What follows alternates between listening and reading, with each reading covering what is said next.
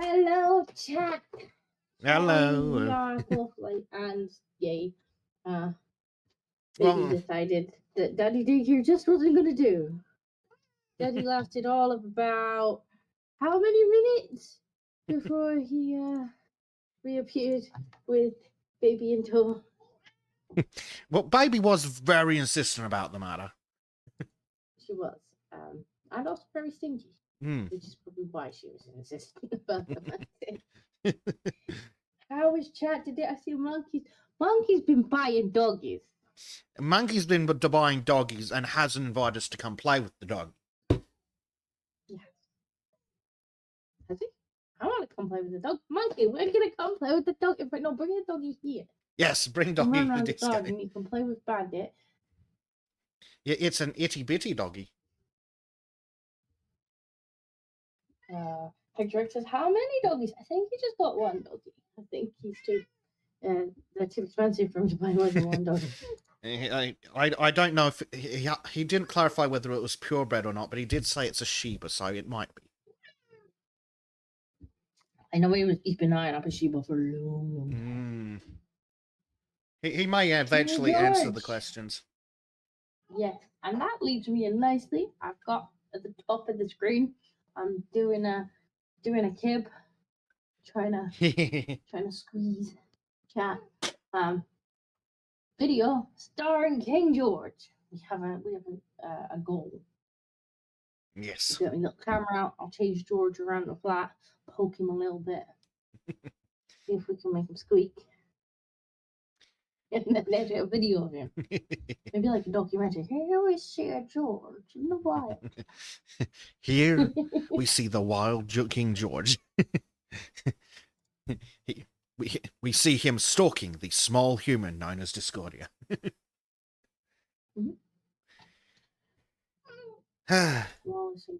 I hope they fix the progress sharing in the next sequel. I know. It's just poo. Who have we got? We've got LGM. I see a wild Bezic. I see Earl. I see Squawks. Squawks. Hello. Earl again. Hector Rack. Monkey. Yes. We also have joining us on alternative channels. We have Prime Night. Somehow also LGM. And Marku. And that's it so far there. Join a player's co-op. How do I turn it on to co-op? You have to enter the level first. Because yeah. Sure, why not? Earl says, "Hello, monkey. Good day, Bezic." G'day, Al. Just go out and play. Exactly. I'll like chase him out, and I'll hide behind the sofa with my camera. Now we see the George wandering, looking for food. He yells. George is like, "Yes, food. That would be a great idea." I will feed you, George, but you're so much noisier when you're hungry. And chat likes it when you're noisy. You screwed yourself over. Yes, George has made a critical calculation error because it turns out that he's worth more money hungry. Looks like we are doing the vehicles. Boo. At least it looks like they're all in one level. Yeah, at least it looks like they've dumped them all in one, so that's hopefully fine. George, can you call us out my leg? LGM's screaming, "Kitty!" Kitty noises. Hey, Georgie Porgy. Oh, continue. Right, so now we have to press escape. Aha! Allow another friend to join and assist you. Yes. Yeah. Invite friend. Invite friend. Mr. Bezic. Ooh, it has dinged. It has given me a button. It is pretending to load. Yay! Yeah, I don't know why it wasn't giving me a button last time. Like, no, you shall not join. I'm just going to tell you who's invited you. But George, if you sit where you're sitting, you are now my keyboard rest. Okay. Oh, so we've got the van, the plane, the techno trousers, and the snowmanatron, all in one level. Now, see, if you're gonna do vehicles, that's how you do it. You shove them all in one bloody level. You say that until we find out that they all have those little bits. Yeah, they probably will. The snowmanatron looks pretty rough. The vehicles aren't the greatest part, but to be fair, I think this probably actually features vehicles. Which, unlike some of them, where it's like, here, have a fucking invisible boat. Actually, the invisible boat... The invisible boat was actually my favourite of the vehicles in the SpongeBob DLC, just because it was unique, it was really. Novel. Yeah.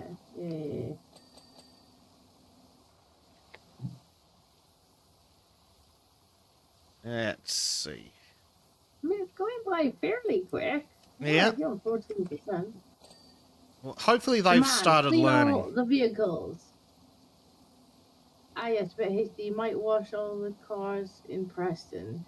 Clean all the vehicles in front yard, please. Yes. George, stop wiggling. You are my... It's your own fault. You've sat in the way. So now you get to be my keyboard rest. Mm-hmm. These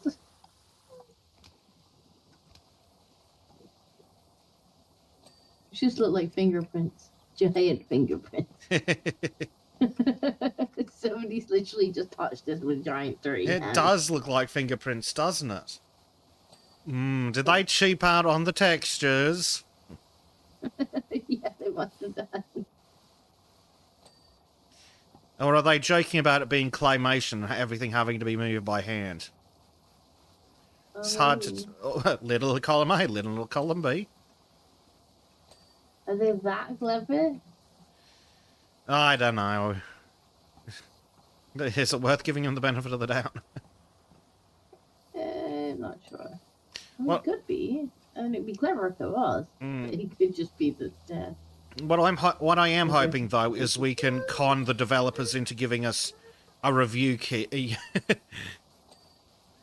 when the sequel's nearly ready. Because, come on, guys, we've put out a lot of bloody content to your first game. Give us a key. You know we'll play the shit out of the game. Yeah, probably. But I don't know if they will or not. They might be like, cannot push more. Yeah. Well, what's actually shocking is I've gotten enough keys of games that I'm actually somewhat interested in that I'm thinking about adding an extra video per week. Nice. Have you actually been, going out of your way to request them, or just... Yeah, that's the way it works for the most part. You got to request them. Like, I could have probably had 100 games if I was willing to request utter garbage and Unity asset flips. I really need to actually, George, could you get off? Because you're making it quite difficult, to be honest.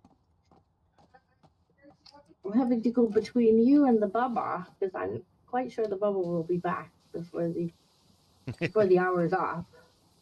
There's a strong possibility. That daycare thing. It's not... It's not working as described on the tin? No, it's not.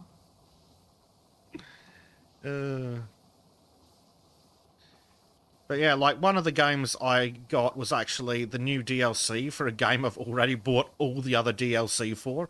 So I'm sitting there going, yes, fucking score. Nice. Well, now you're going to have to play it. Well, yeah, now I've got to make a video out of it, but it's like, I was going to play it anyway, but now I get, all I have to do is make a video of me playing the game I was going to play anyway. And I should maybe have a look and see if any of the games that we want to stream is on there. I've had a look at some. Maybe do that. Be like, oh, we will definitely stream the shit out of it. Yes.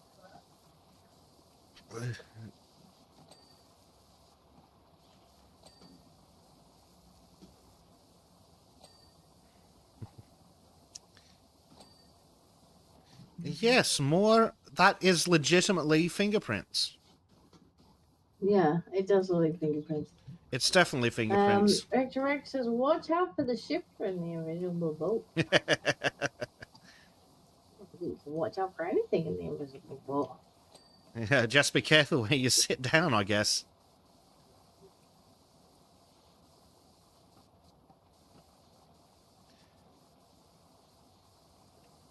But yeah, if I can get some reasonably decent games out of it, you should be able to do so as well, having, you know, larger channel. That's true. Yeah, we definitely have to have a think and be like, right, well, maybe we can actually get a streaming fee for the ones we're interested in doing. Well, that's it. If we, even if and you get the streaming key, that'll still be worthwhile. Any, because we're both a bit short on the old dollars and pounds. Yeah, just a little bit. Oh, they'll be yelling outside. Yeah. They're very excited outside. Little people. Excitable little people. Yep.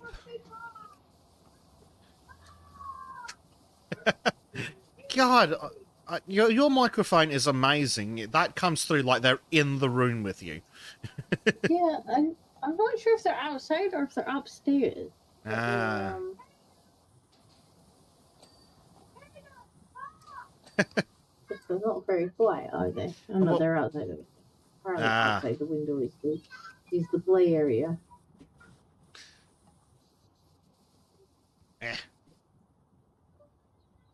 What happened to seen and not heard?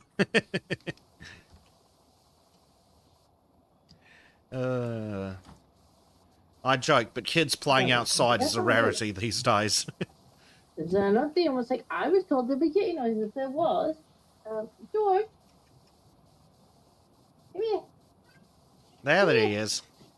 Come on, Scott wants to hear you.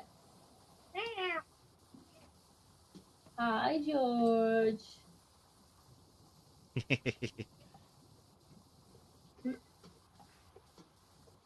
Oh, Georgie Porgy, don't take my chair.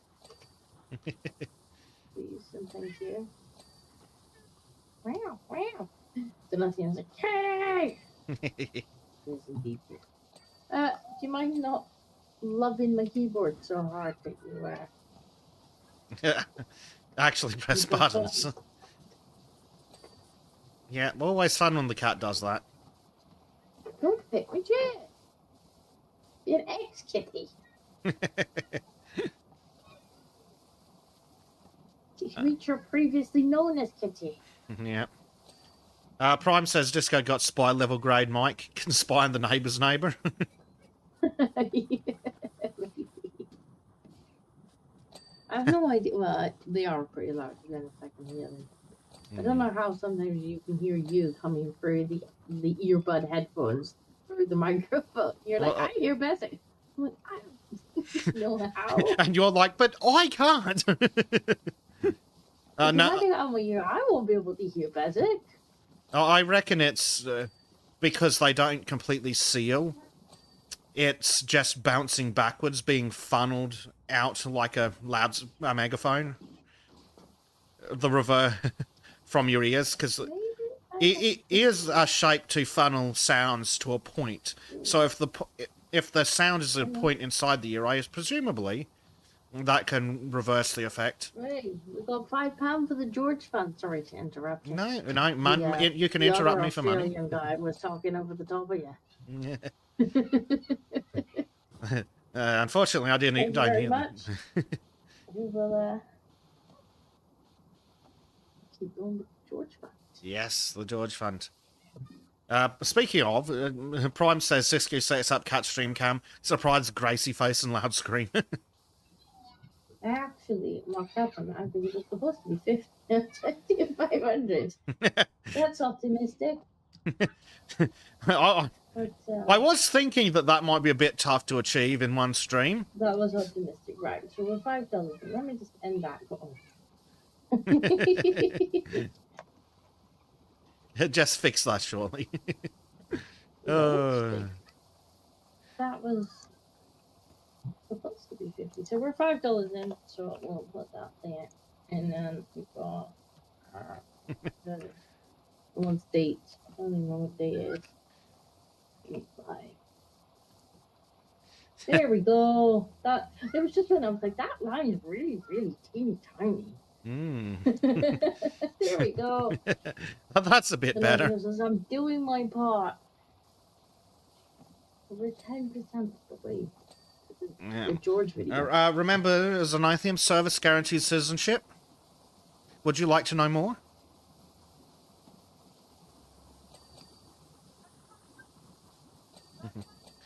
Prime says when Bezic gets donations, oh, thanks for $5. It's going to be pizza tonight. Well, yeah, that's true. let's put it this way. There's a reason Bezic has Streamlabs set to US dollars, not Australian dollars.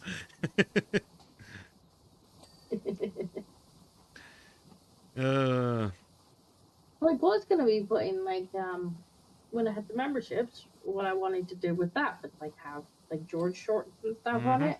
Members only cat content, yeah. Yeah, you know. So that there was actually a reason to sign up for membership. But then YouTube was like, you don't get members. You want to raise a small human? No, screw you. We will steal all your money. So instead, I was like, right, you know what, we'll see if we can make some George videos and give a reason for donating. Yes, turn the loud noises into money. Yeah. I'm just chasing around with a video camera. Then I'll have to edit it. But documentary music over the top. Or Benny Hill, depending on what he's doing. If he's got zoomies, I might put Benny Hill. That's not a bad choice. Speaking of... Does I return the buggy like a citizen, not a civilian? Nice. Speaking of music, turns it out that in the US, everything made by a federal employee in the course of their duties goes into public domain immediately. It also turns out... No, again? not this story. It also turns out that the US military has a lot of bands. So there's a shitload of free music just sitting there on Wikipedia up for the taking. It's like, oh, you want this classical music? Oh, you need the anthem of a country? Here is the US something or other band. It's free! Yeah. So I've been collecting a bunch of classical music to go under the soundtrackless sections of some of my videos. It is a lot cheaper than actually having to deal with shit. Music, to be honest. I'm hoping it's coming through on the stream today, because we've had problems in the past, but hopefully it's coming through today. I'm quite enjoying this music. It's like fantasy music. It's quite good. Well, it was quite good for the stuff we were doing. I don't know so much about Wallace and Gromit. Yeah, I'm not sure if claymation's a genre. Of music, that is. Lisa's busy, makes videos. What?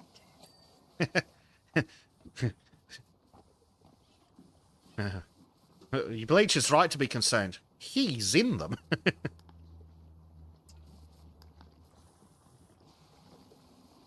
feel like this is going to be one of those levels.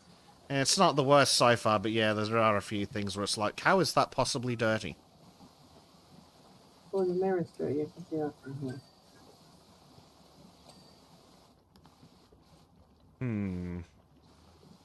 The window's dirty. Yeah, the sun visor's apparently dirty, somehow. How the window's dirty. There we go. Yeah.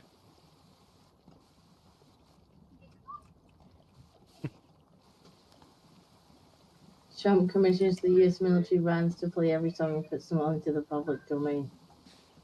That would be an excellent... That would be a better use of funds than funding freaking underwater feminist basket weaving in Australia. Yeah.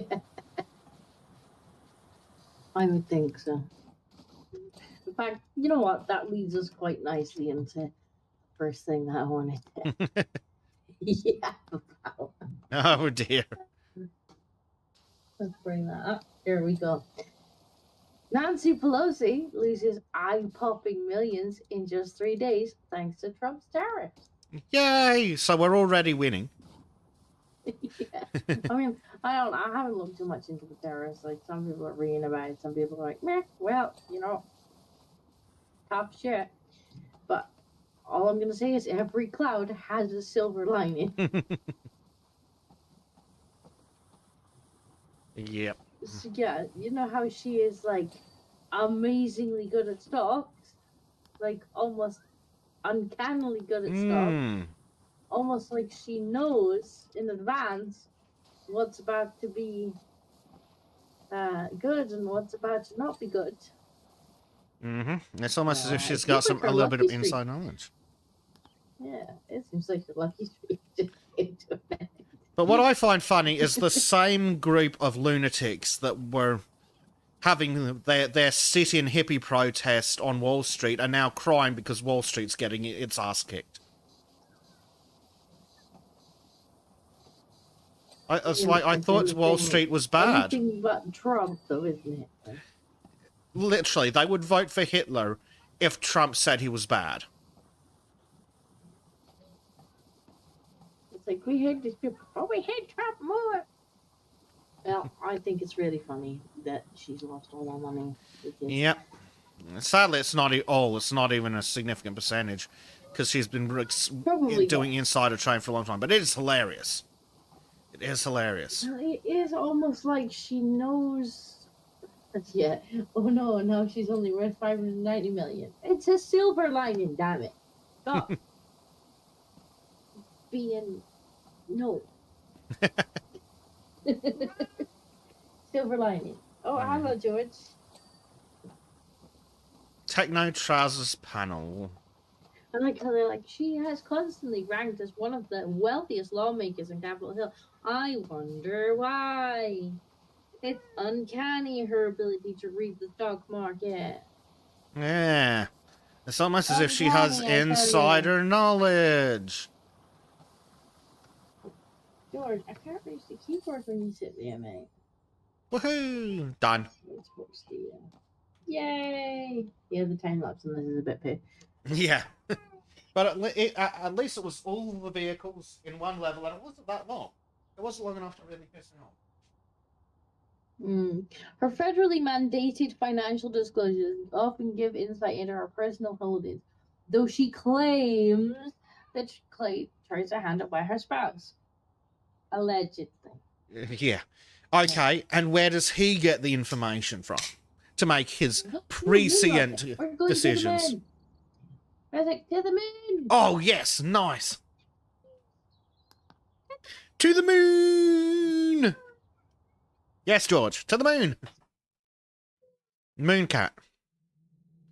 Yes. Over the last decade, the California Democrat and her husband, Paul Pelosi, there's an interior. Extraordinarily successful venture. Oh, just. There's an. We go inside it. Yes. Ooh. Nice. Shiny. Yes, they've done extraordinarily well. Almost like they had more knowledge than perhaps the rest of us. Yeah. What the hell happened in here?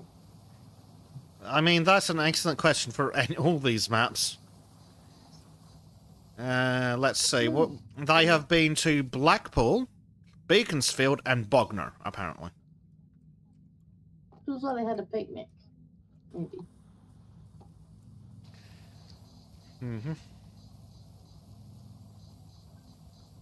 Bye.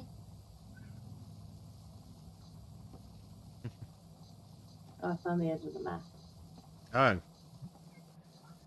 Wonder if I can. Is it made of cheese? No, there's no cheese. I'm disappointed. Now, why is there no cheese? We've been ripped off. Are there any weird gnomes hiding in craters?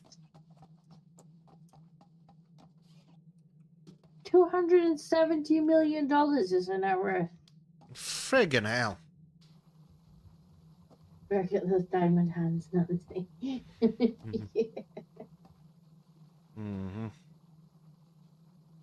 I guess something brought her lucky streak to an end. Shocking.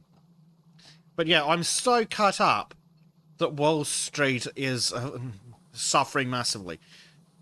Someone posted a picture of like all the different stocks and they're all in the red on Twitter, and the caption is just we play our fucking video games. Should have just left us the hell alone. Yep. It's true though. We did just want to play our video games. We just wanted to be left alone. If they just left us alone. Yep.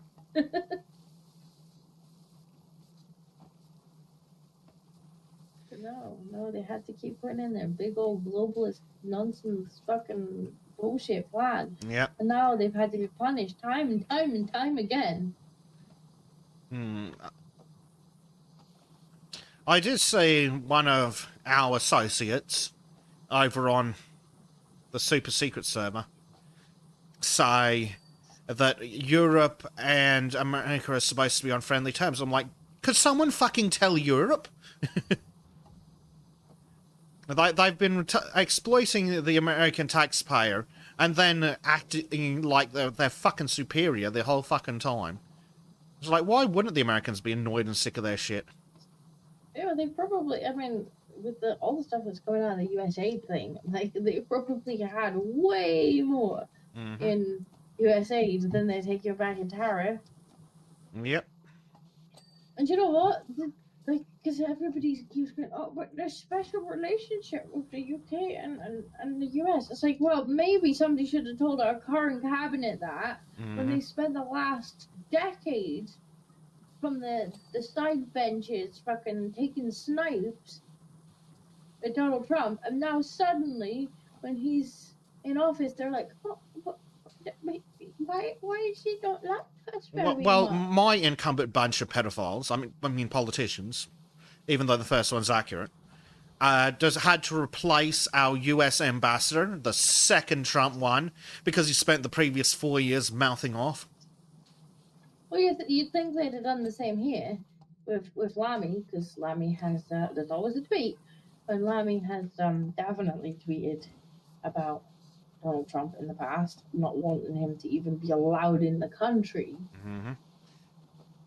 So, I mean, that's our foreign secretary. Like, he should have been stepped down the moment Trump got into power, because how can you have a foreign secretary that is that hostile towards the US president?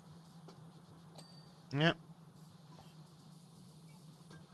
But no, the Europe has just exploited the US and then treated them. Bleach talks about it often, and how the Europeans and the Brits as well have this fucking superior attitude to the Americans. Then they're surprised when the Americans are like, oh, fine, fuck yous then. I mean, the Americans, they do spell stuff funny. Yes, and they're like, oh, but all languages made us like, yes, but not usually by some wanker in an afternoon with a quill pen like 27 minutes ago. I mean, if they want me to take them seriously, they need to start spelling things right. Yep. I can hear these Americans gearing up to read in the chat. Make sure you spell it properly now.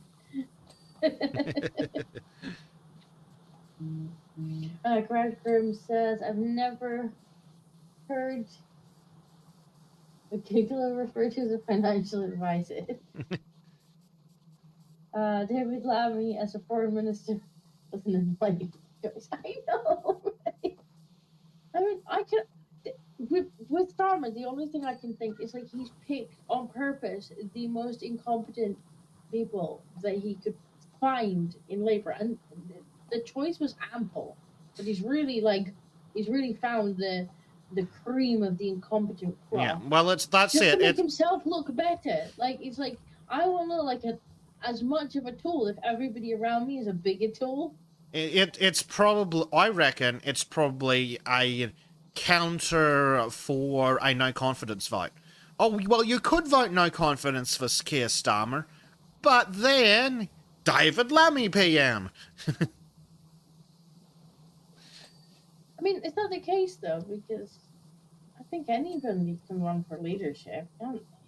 Anybody Yep. who's in any of the MPs can run for leadership. Which is apparently a step So, up from Canada, where apparently anyone in the party can just have leadership. They don't even need to be an MP. so like, I don't know how his cabinet would actually. I guess he doesn't want any of them to shine. Well, they're certainly not shining. No matter how hard he tries to polish that turd, it's not shining. Yep. But like, it's almost as if he went out of his way to pick the most, like the worst people, the most incompetent bunch of idiots that he could find. To be fair, he did have to choose from the Labour Party. Well, that's what I mean. You know, it was a rich choice.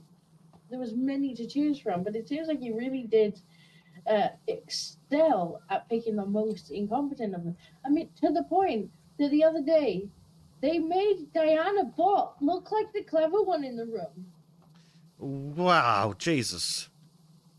That's Like, special. I can't remember what she was arguing. I think it was to do with the benefits thing.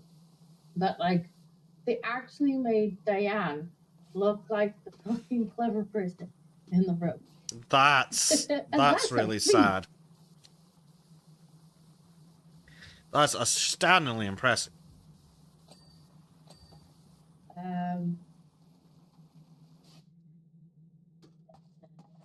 Zanothium says, "No, let us keep taking advantage of you." Bleach says, "Fine, I'm using the Cherokee phonetic alphabet." Bertram says, "Why is Diana Bott not as finance minister?" Because she's a Corbynite. That's why.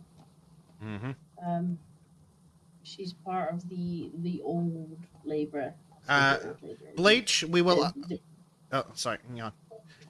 They're their open Marxism era. She's part of that. So she's not in the good graces right now because she was big under Corbyn. Now, no, Bleach. We will only accept the Navajo and the as the code talkers from World War II. Hopefully I got that right. Hopefully I picked the right American tribe there. If not, somebody will probably cancel you. Oh no!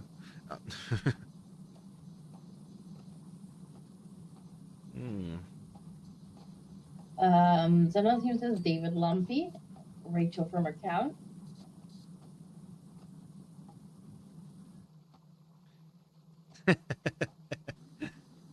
Al wants a spanking, and not the fun kind.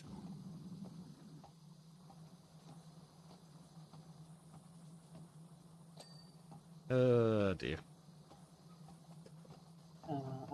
There's a guy on Twitter who's been using AI to do a whole bunch of like little kind of short videos on mostly on currently the government in the UK. Although he is going to be taking aim at a bunch of other people as time goes on. I think he said, but like it's just the funniest thing. I think it's called. I think the account's called Faraway People. Yes, so that's where most people should be, far away. Well, because the first video he did was like it was talking about the faraway people. He's like, faraway people have come over here. And yeah, he's done one on Lemmy. He's done one on Stormer. He's done one on Rachel from McCown. He's done one on Angela Rayner. She's so forgettable. Angela, whatever her face is, the ginger one. Angela Ranger. Yeah, she's so forgettable. I'm not sure what she does. I know she's the assistant PM, but I don't know what she actually does. I don't want to know what any of them actually fucking do. Like, what do politicians actually fucking do? We pay them a ungodly amount of money. Are really fucking secretive about everything they're doing. Like, one of them was being interviewed on GB News earlier. It was the one I sent you, actually.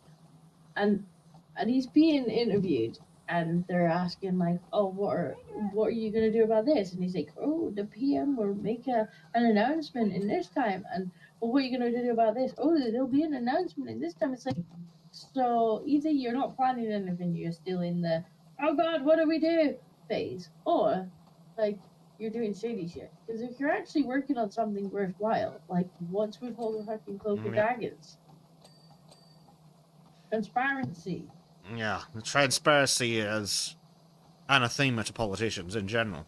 Like, when you're making noises like you think that you should be able to go through my bloody bank account to see where I spend my pennies, my literal pennies, I think we should be able to see in every politician's bank account, scrutinize every pound, every penny, and I should be able to see what it is you're working on. But yeah, that woman thought, just her face, like she genuinely was like, "You bullshitting me, you bullshitting me." I probably can't play the video, but I may very well be able to just show you the woman's face. I don't know if you watched it earlier when I sent it to you. Nah. Like, she's just looking. She sat there like, I can smell complete and utter bullshit. Like, I can smell bullshit. I can smell the bullshit from here. Oh, on just politics in general, I'm so fucking looking forward to the next month of propaganda, because we've got a federal election coming up. Yay! I can't play it, but, like, she asked him a question, and, like, just all through the video, she's like, the fuck are you talking about? Like, her entire, she's like, what? She's just giving him the doubt face the entire way through. She's like, that's bullshit. What are you talking about? That's complete bullshit. Good on her.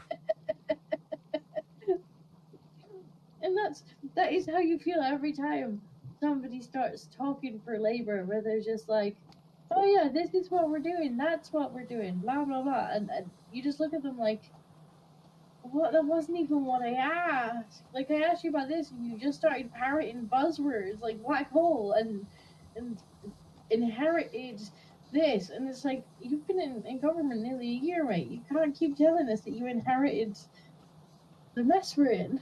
Like, it's your job to fix it. Oh, that's my favourite. Oh, we inherited this mess. Well, what the fuck are you doing about it then, you wankers? It's like, pull the exact same shit over here. This was actually a really good interview on GB News, because, like, just watching her, I was actually laughing watching the interview, because her face the entire way through, like, she can smell the bullshit from where she's in. I don't know if you said how to press X using only your face. Yeah, she was definitely pressing X to doubt the whole way through. Yeah. Ugh. As he's trying to tell her, no, the economy's actually growing. And she's like, what? The economy's actually growing. Mm-hmm. The people that, I can't remember the name of the people who do the forecast. And he's like, yeah, they said it's growing. And she's like, no, I've got them in front of me. They've said the opposite. What are you talking about? Oh, dear. Tristan's popped in and asked, did you say the Australia's also holding a federal election this month? So, I assume that means Kazakhstan is getting up to, I think, shenanigans. But, yes. I think it's the 3rd of May? I'm pretty sure that's what I said. 3rd of May, I think it is, which is a sad day we're having a federal election. Oh, I wonder if your candidates will be allowed to win. I'm just watching over here, like, the EU keeps overturning elections. They're like, no, can't have that person. No, you don't. And it's like, How can anybody say with a straight face at this point that the EU is a trade body? Like it's literally sat there like being like, nope, this person can't win an election. Nope, this person can't win an election. It's like, who asked you? Mm-hmm. LGM asks, are they also mandatory, Bez? Yes, they are, because all our elections are mandatory, including the fucking council ones. Ugh, free country my ass. Liberal democracy, yeah, fucking right. You'd have to be a special kind of moron to believe it. Are you allowed to go in and spoil the ballot? Yeah, well, theoretically, yes. Because they can't, in theory, if it's an anonymous voting, they can't stop you. But yes, you can spoil the ballot. But what's the point in doing that? So I'm just wondering. Yeah. Like, obviously, if all of the options are shit, some people just don't participate, which is kind of what happened over here this time. So I just wondered, like, if who won spoiled ballot? Yeah. It would be really nice to have a none of the above option. I guess that's what spoiling the ballot's about. Yeah. Sadly, it doesn't send a message. But yeah, I fucking love being forced to go to a place to vote for a bunch of idiots, none of whom I actually want in power.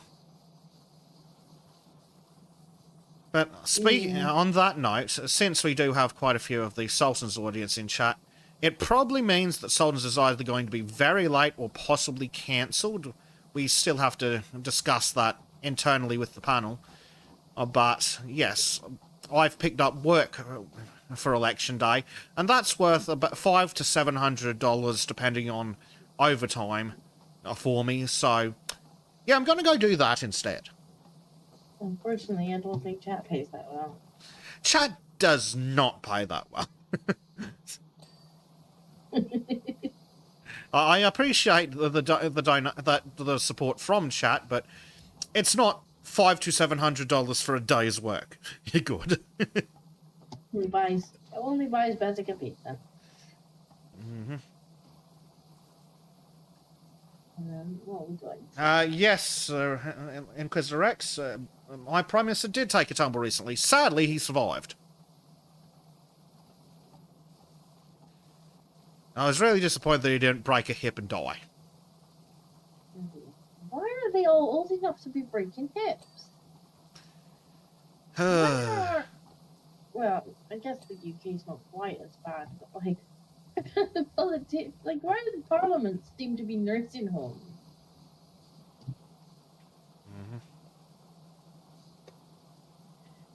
Richard from account. Speaking of that, but didn't she wear two left shoes? Well, there was definitely a picture of her that appeared like she had worn two left shoes. I don't know if it was Photoshop.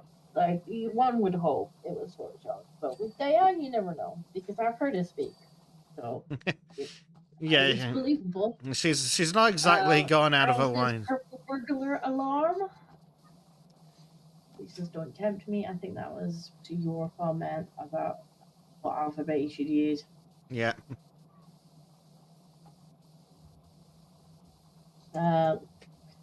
Hector says, "Shower complete. I have power washed myself. Good, nice and clean, squeaky clean." Mm-hmm.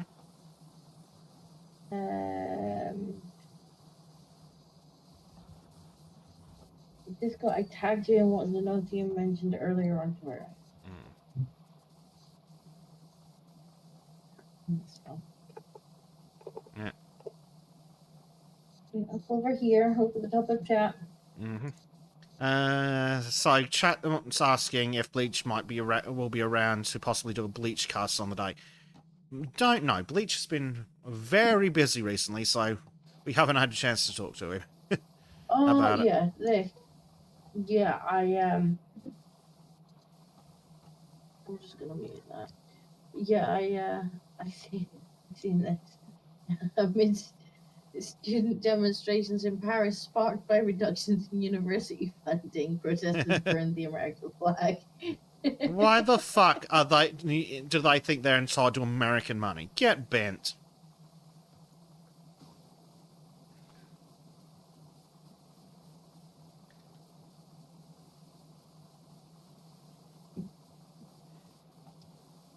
why was America funding French universities? I don't understand. I'm sure the Americans would like an answer to that too. Like, I mean, one could, whether you agree with it or not, like, you could understand them sending it to like build stuff in third world countries and stuff, because then you would say, you are rendering aid, whether you agree with that particular project or not. It is rendering aid. But like, just paying for French universities, I don't. Yeah. I don't see how that's actually like there's some value for specific research grants for specific things, especially if that means that the US gets the outcome of the grant of the research. But that doesn't seem to be what a lot of it's for. A lot of it's for dumb shit like yes. I think they literally did feminist ballet somewhere in France or something. But yeah, like some of the things I saw them funding in Australian universities was like medical research. I'm like, you know what? That seems reasonable if they're getting a share in it. If it's like grants or whatever, and being like, we want you to do this specific research, like we'll pay your PhD students to research this, like that totally makes sense. So that does, like, that wouldn't mean that people were setting the flags on fire because the funding had been cut, because the funding would be for very specific projects.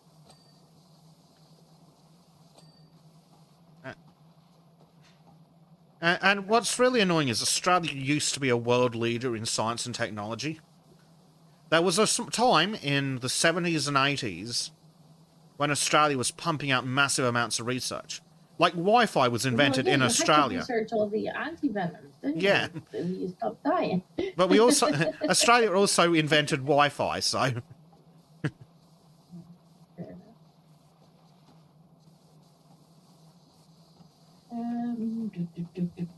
What we going to have? Let's go tag you. Thank you very much. Show all your work. Propaganda. How to press X using only your face. No. Economy very, very good. I mean, my eyes would tell me otherwise. My bank account would tell me otherwise. My bills would tell me otherwise. Mm-hmm. Yep. Tristan also asked, did Australia get hit with tariffs? That's all anyone's talking about during this election. It may well screw us. Conservatives were supposed to sleepwalk to victory this year. I don't actually think Australia got hit with any tariffs, which probably isn't surprising because Australia doesn't fucking export anything. We just give it away for free to the fucking Chinese.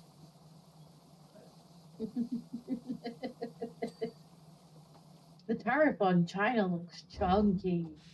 The tariff on China should be like 300%. I think it's something, when I looked at it, like 60-something%. Nice.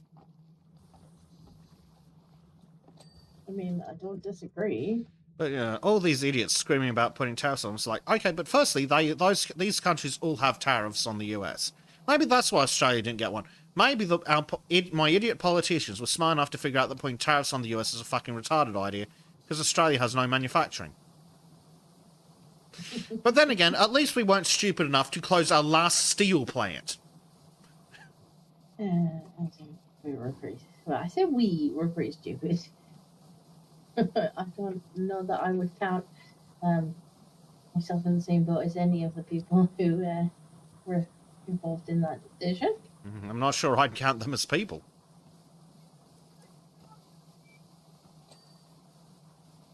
So now our car manufacturers are complaining that, they can't sell cars in the US anymore. That's kind of the point of the tariffs.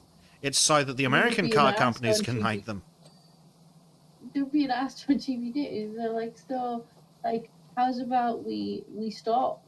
But apparently it's like when they make a vehicle but it's not an electric vehicle, they get like £15,000 like charge from the government or something, so that, like, to deter them from making non-EVs.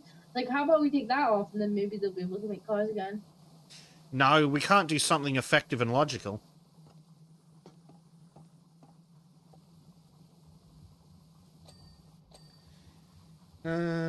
Obviously. What else we got? Tristan says that tariffs have turned out great. He was almost completely liquid when the entire stock market went to hell last week. He's going to do some bargain shopping tomorrow. Yeah. Prime says tariffs are eco-friendly. Ordering locally or in country is better than from another continent. Think of the trees. Well, that's legitimately true. That's just straight up true. It's not even a joke. It's just straight up true. If we give a shit about the environment, let's be real. Burning hundreds of tons of fossil fuels to ship plastic garbage from China for 50 cents a fucking pop, it probably isn't the most ideal choice for the fucking environment. Probably not. You're probably right. Definitely could make an environmental argument for it. It's better for the environment if you shop locally. Yeah. Globally. But it's also good for jobs. Like, how with the European car companies crying and bitching, maybe the American car companies will be able to make cars in America, hiring Americans to do it. Mm. God forbid we give Americans jobs.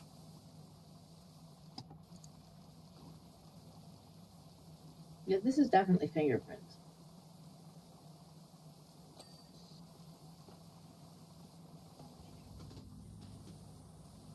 It says Venus.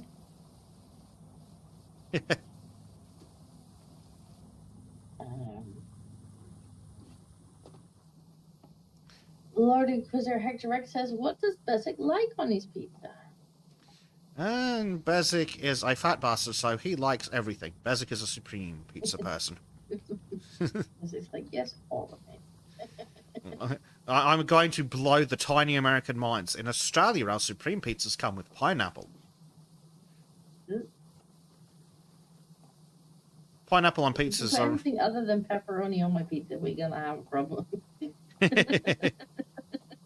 To be fair, I could totally do a pizza that was like a centimetre of pepperoni and then an inch of cheese. Shit, one of these days I might do that just for shits and giggles. I don't hate that idea. How much cheese would you like on your pizza? Yes. Yes.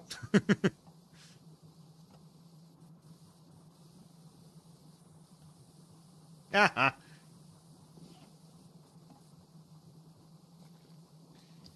Yeah, people take the piss out of me because I'm like, I'll order the same pizza every time. And I'm like, but I know I like this pizza. Well, that's something that's... Why would I have something else? Well, that's something I've never understood. Oh, why do you get the same thing every time? Because I fucking like it. Because I like it. I know that I'm going to enjoy this pizza. And if I get something that I don't know I'm going to enjoy, then I won't have a pizza. If I don't enjoy it. Bleach says Chicago style it is. I would like to find a decent Chicago style pizza. That does sound pretty nice. Big. I'm talking about pizza. Can't afford pizza. Chat needs to pay up. Can't afford pizza.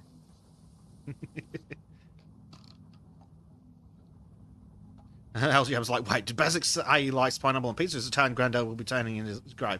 Well, firstly, Italian pizza sucks, and secondly, my granddad was a piece of shit who deserves to rot in hell, so it's all good.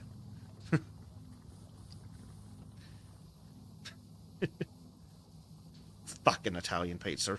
One of the few times the Americans took something and made it better. Denothium says Congress in the U.S. is a nursing home. It really is. Actually. LGM's upset now. Italian pizza is great, for fuck's sake.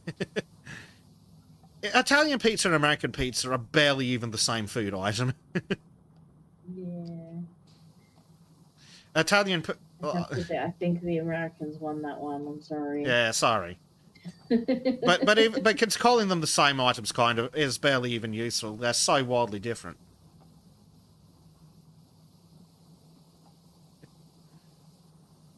LGM's like, sorry, Italian pizza's fast beer. I don't get why some people shouldn't have Italian pizza. Because we like fat, greasy, meaty slop. I don't see what the confusion is. So hang on. We've got Ooh. the pizza for the king for the French University. Thank you very much.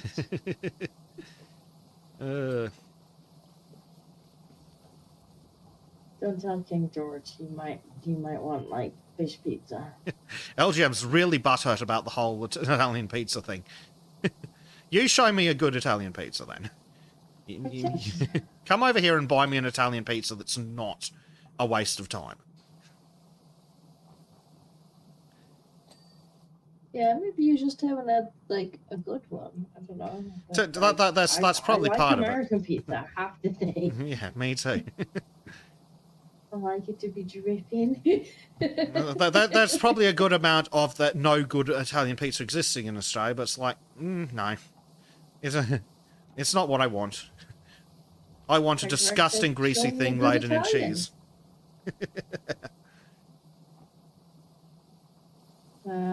Bleach Demon says, I have to say it, French pizza is second to American pizza. Mm-hmm.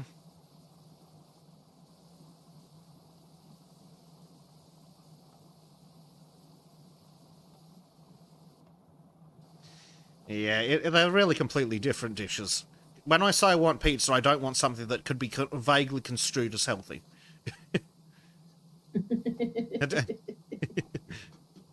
I want something that's going to shorten my lifespan, damn it.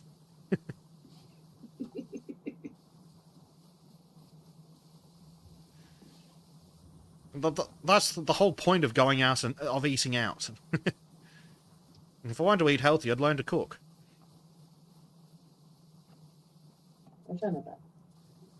Alternative. Nice stuff that's healthy. Mm. It's just not pizza. It's also not available at 3 a.m. on Uber Eats. That's true. This is true.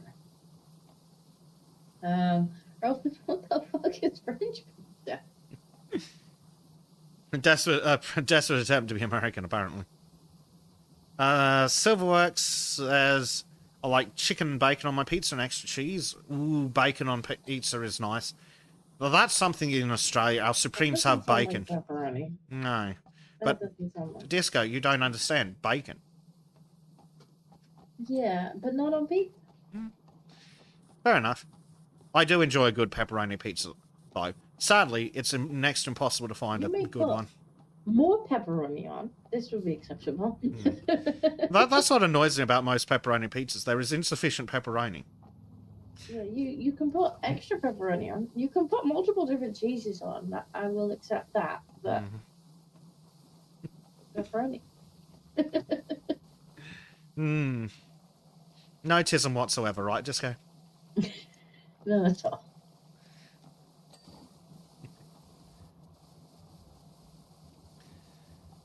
Oh, I fell down.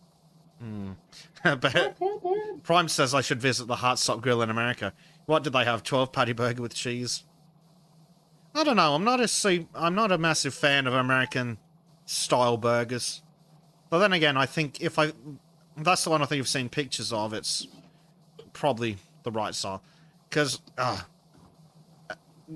when someone says like an American style cheap burger, it's like that garbage from Carl's Jr. I don't know if you guys have that abomination in the UK. I think so.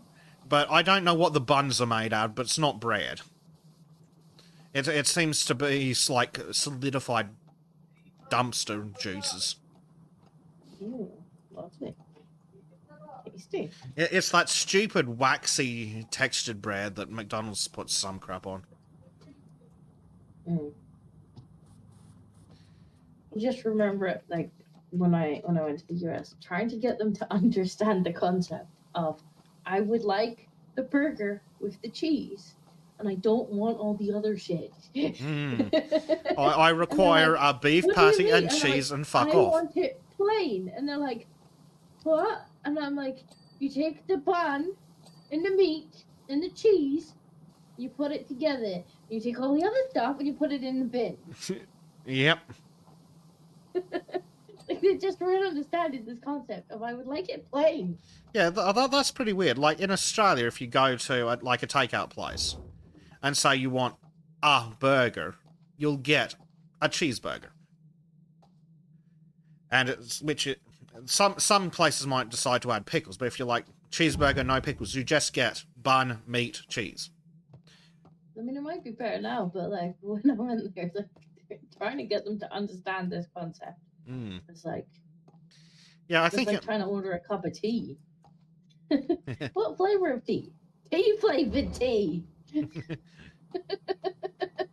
To be fair, you know, if you went to the England and asked for a cup of tea, it'd be like, which one are yours? Put the kettle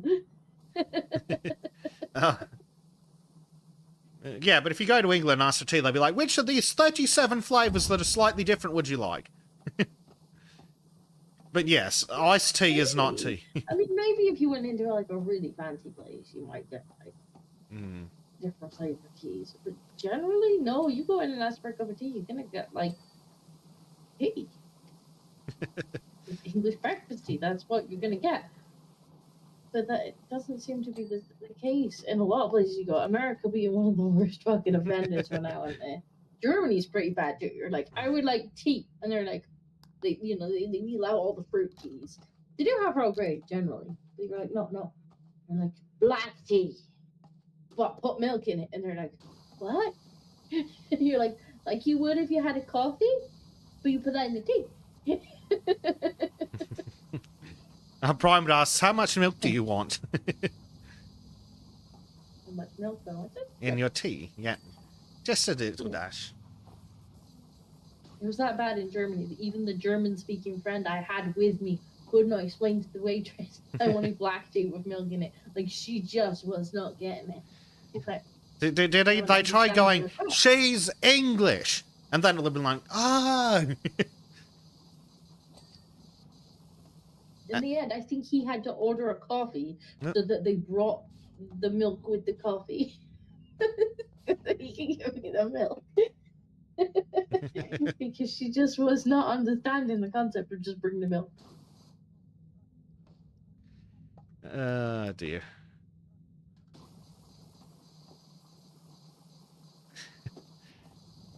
Prime's upset that I got his name wrong. And by primed, I mean LGM. I can see why. I'm not primed. Try reading chat out of the corner of your eye. It's a challenge. Gradfrim says, I got some amazing pizza in Montenegro, yeah. Kind of Italian style, but with heavy meat topping. Ooh. Also, and very cheap. So you mean with pepperoni? Mm-hmm. But they just don't make pepperoni pizzas with enough pizza. I'm sorry, but a pepperoni pizza should have none of the base visible, and then it should be doused in cheese. Mm-hmm. I agree. And pepperoni. Mm-hmm. Yeah. Just a little pepperoni mountain. Mm-hmm. Yep, you put on the tomato paste, the proper pizza sauce, and then you cover that in a thick layer, in at least 3 layers of pepperoni. Then you cover that in the entire fucking block of cheese. This is true. You can also put cheese in the crust if you want. This is optional. Mm-hmm. Yeah, but that's like an extra fucking $5. I know, every time. It's ridiculous. They carry on like it costs them a fucking fortune, mate. Idiot. Now I want stuffed crust pizza. Yeah, me too. Me 3. I'm going to stare at just eating a little bit. One of the pizza places does a shitty pepperoni for like $7, which should be like £3.50. So I'm like, I might pick that up on my way out to work tonight. Just to have some. Unfortunately, none of the pizza places open for like another fucking 6 hours. What is still dirty? A bunch of shit inside. Rocket control pot plant? Or is it the picnic? Maybe? Rocket control pot plant.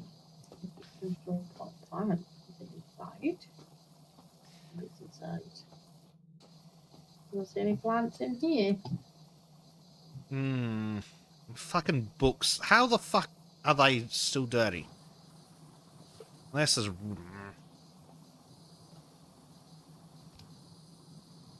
It's dirty here. No, these shit can't be gotten unless it's extreme angles, guys. What the fuck? I know. Oh, there it is. Found the plant. LGM, you do understand that people can have different tastes. Just because you think something's gross doesn't mean anyone else does. I'm sure plenty of shit you eat is gross. Yes. You need... it's good, not gonna lie, says LGM. It is. Earl, you're going on my heretics list. Unsafe Mexican circle. They are wrong tastes. What's that? For the pineapple pizza? God forbid people like other things, eh? I mean, I have to say I've never tried pineapple on pizza because it doesn't sound like pepperoni. That's fair. It's definitely not pepperoni. Monkey says, eating too much cheese knocks me out. Sometimes I just order a massive double stuffed crust mess and lay on the couch for 4 hours thinking worth it. Yep. That's the appropriate way to enjoy pizza. I do kind of miss the pizza Fridays we used to do on the Bickering Bunch. But eating pizza once a week, every week, was probably not the wisest of choices. It's not great, no. Then they're like, I'm gonna get tubby. If I keep eating pizza at this rate, I'm gonna get tubby. Because of course I wasn't, ordering the tiny little ditty small pizza. It had to last me through the stream,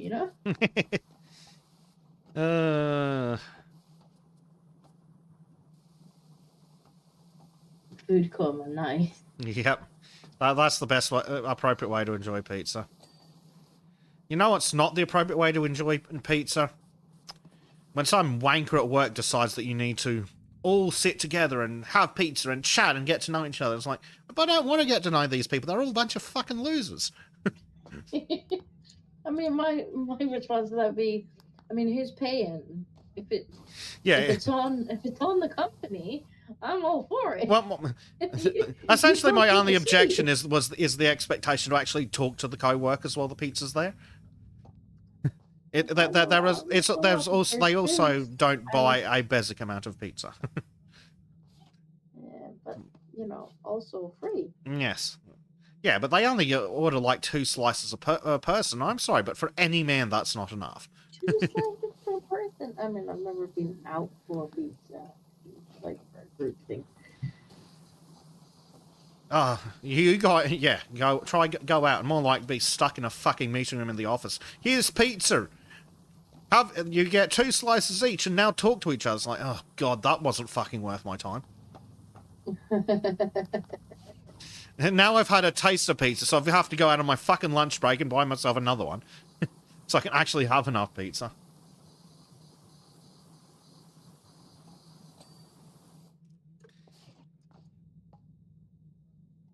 I mean, if you're gonna go somewhere like, at least go to an all-you-can-eat thing. If we used to go to this Brazilian, if it was all-you-can-eat Brazilian, I want to say Brazilian, and it was great because like you go there and they had like a little buffet thing for like the veggies and stuff. Although when we first went there, it was during COVID, so they bring in the stuff out. You just ask them, you can have as much as you want, and then they would literally, you had like a thing that you put on the table. It was like red and green, and when you turned it to green, the waiters just kept coming around with like meat and meat and meat and meat, and they're just like cutting it off the thing, a table for you, just whoever wants it, and then like the next waiter comes with a different cut of meat, the next waiter comes with a different cut of meat until you turn that thing to red. Like that's my style of restaurant. They just keep bringing meat until you're done. Nice. That's how you do it. Rocket portholes. Yes, Which one is it's it? this one over here. Somewhere on it. If we're not careful, we might finish the DLC before the stream. Disco, I think we are finishing the DLC with this level. Right? I hope not. Like, the last 2 levels were shit. Mm-hmm. But I'm pretty sure that this is going to be the final one. Have we got any seasonal or free stuff to do? I think we have Or might we just one. maybe- Maybe. And then we'll have to decide in the next game. Yes. Chat was supposed to leave us suggestions in the comments. They were. I didn't see any suggestions. Not even ones that would make me sad. Funnily enough, I did get a suggestion from Trim today. Loving Peter Heckler says, I do like my pizza with extra garlic. I do like it when they supply lots of garlic dip. And then you can have it dripping in grease Oh, and yes. garlic dip. Pizza should drip. Mm-hmm.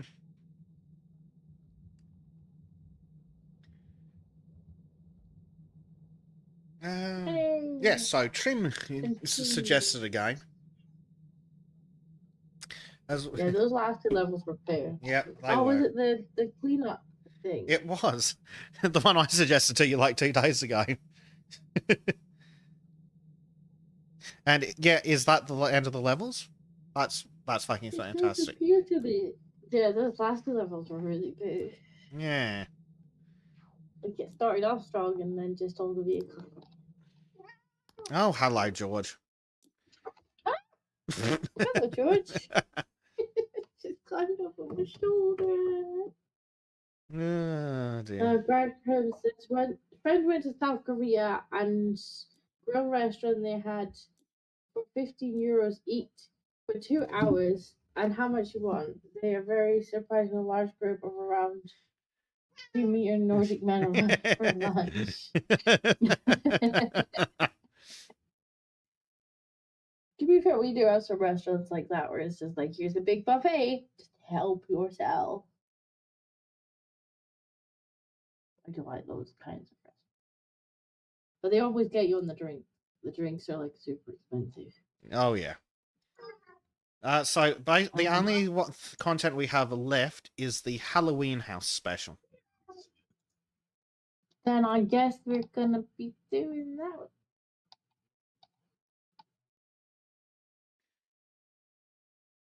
Tomb Raider we've done, Midgar we've done, SpongeBob we've done, Back to the Future we've done, Warhammer we've done. Yeah, we've just got the Halloween House, and that's it for the game.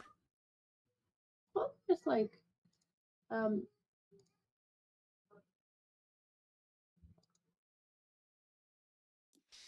free to play bonus jobs. Or are they just for one person? No, we can do there's bonus jobs. Oh, what's in the bonus jobs? The Muckingham files. Oh, yes. Did we do those? We did some of them. No, yes, you're right, with the bonus jobs. Actually, we've done most of those. We did the submarine and aquarium. Okay. We did the modern mansion. There's a fireplane apparently that we haven't done, which is odd because I swear that was in Mars rover, fountain, miniature golf course, and steam locomotive. I don't think we've done that. Yeah, yes, we have. I'm pretty sure. The satellite dish. I don't think we've done that either. Excavator, paintball arena, and Spanish Villa. No, we haven't done those. Okay, we did 2, 3, and 4. Right. Okay, good. There are a few more. Good. Host. I can host. Which one do we feel like? Do we want to do the Halloween one? The Odd Jobs? Villa is probably quite good. Yes, but the problem is that's one of the ones we have laid. Have we? I don't think we have. Oh, we definitely have. I have the. That's the one that includes like the paintball arena and the excavator. And we did those ages ago. Okay. We did. I don't mind that. Have we done the Mars rover? I don't think we've done the Mars rover. No, I don't think so. We definitely did the aquarium. The aquarium was nice. We liked the aquarium. Yeah, the aquarium was good. All right. Yeah, we'll do the Mars rover. Sweet's just talking to George, but George, you aren't an acupuncturist. He could be. We're 30% of the way to his documentary, so maybe he'll learn in his documentary. Yep. Cool. So this is not going to take long. And then we'll be into one of the other ones. Yeah, you'll have to invite me. Hopefully, you'll let me. I am attempting to. Otherwise, yeah. Invite Disco. Nope. Oh, for the love of. I don't know what's wrong with it. It just there's no button. That's really helpful. Really helpful. Yeah, I'm gonna have to. So it's the first one. Yes. We're doing Mars rover. Yep. Start job. Starting this mode will end the current multiplayer system. That's lovely. We'll just have to re-invite him. Monkey says, gotta go show my puppy to people. Yeah, me. You go bring your puppy. Oh, I suppose you can't bring your puppy here. I might have to descend on you at some point and be like, shut up. See you later, monkey. Also bring me the puppy. Show me the puppy pictures. I haven't seen any pictures.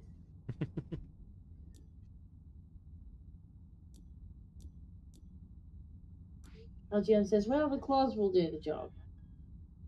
Yeah, he does sometimes poke me with his claws. That's odd. Right, invited to bed. Excellent. Waiting. Invite friend. Hey, Disco has invited me to play Powerwash Simulator. I don't know why it will not give me the button. It's really weird. That it's not giving me the button.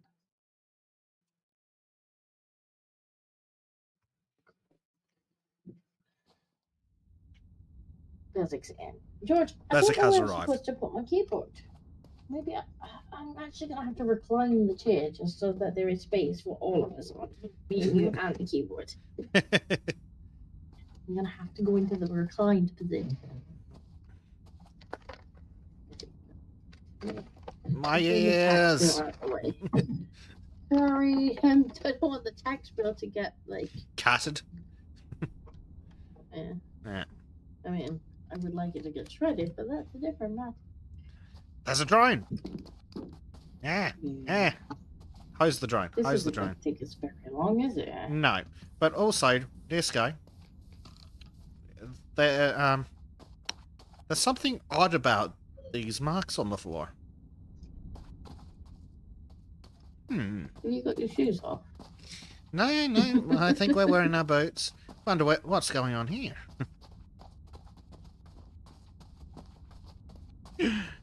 It's the bloody gnomes. Mystery hatch. Yep, mystery hatch, huh? Does it open if I clean it? That would be nice. Do we have to move the gnome? Hasn't opened yet. It's even a green gnome. It's a Martian gnome. I think it's actually LGM. It's a very little green Martian. No, I'm gonna bring LGM with us. George, you're very in the way.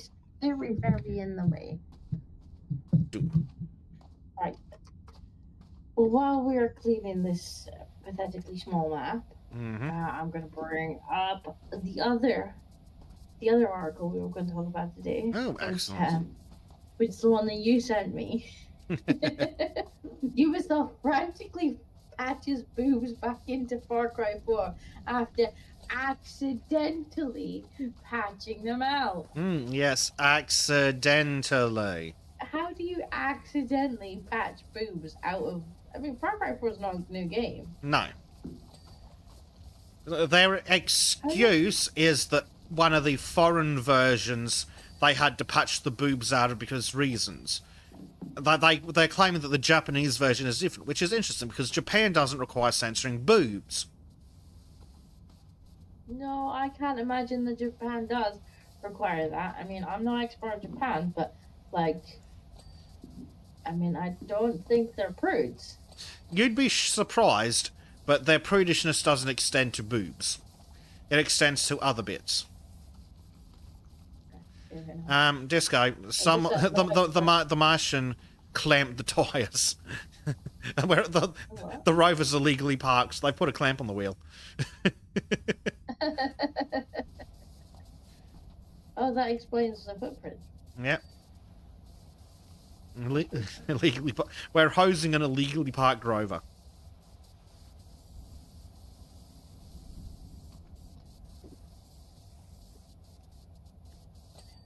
Ugh. I've had to rearrange my entire setup now, just for you.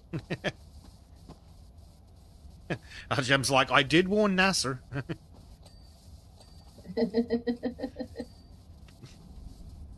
You can send the fine to NASA because I ain't paying it.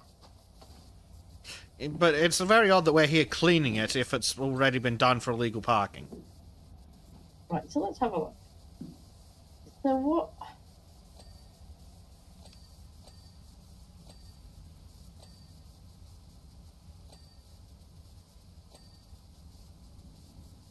So apparently the patch was on April 3rd. It's a shame it wasn't on April 1st, otherwise they could have... they could have just like, April Fools!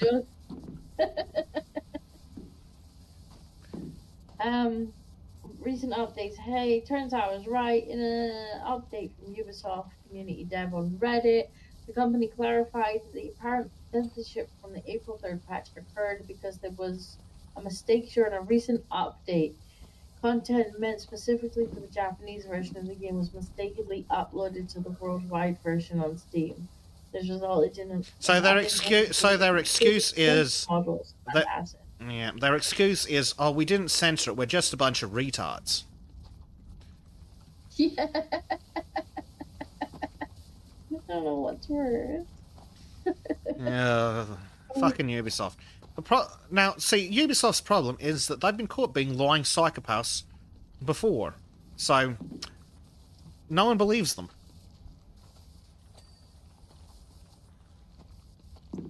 No, honestly, we're just retarded. We're just really stupid. That's certainly an argument, isn't it? We're not censorious, we're just stupid. I mean, they probably are censorious too. But oh, that's in this occasion, they're apparently just stupid. Yep, so they're censorious and stupid, which, to be fair, we knew. Except when they want to show gay, black, African sex in Japan in the medieval period. Oh, dear. Oh, we're done. We're done! Yep, we're done. That was a bit fair. Before we move on, let's see if anything's happened to the hatch now that the level's completed. Nope, disappointing. Very disappointing. Why no hatch open? Do you want to do the gnome fountain, the mini golf course, or the train? The gnome fountain. We'll do the gnome fountain. That sounds fun. Is it going to kick me out again? Starting this job will reset any progress on other bonus jobs. Okay, whatever. Okay.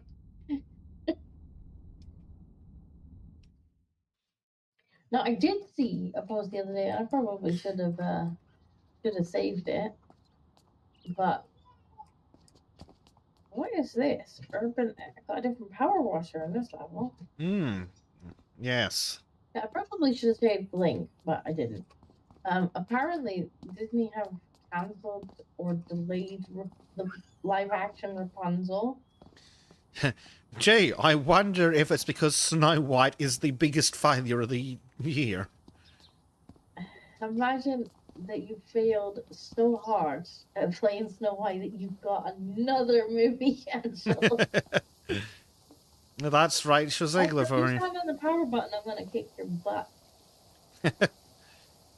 That would be very awkward. That would be like, where disco go? Gresham says, that's why you have cap? I assume that's some kind of version control or something.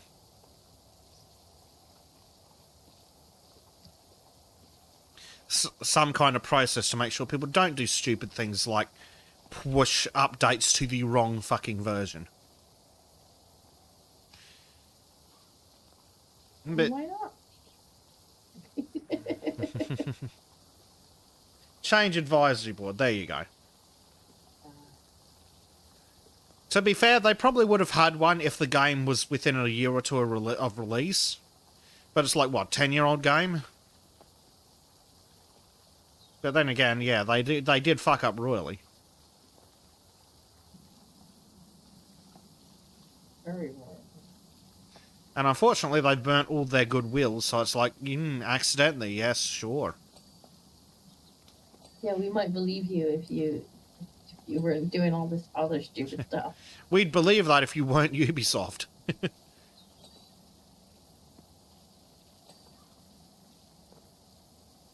That's what happens when a company burns all their goodwill. Also, why on earth were they censoring it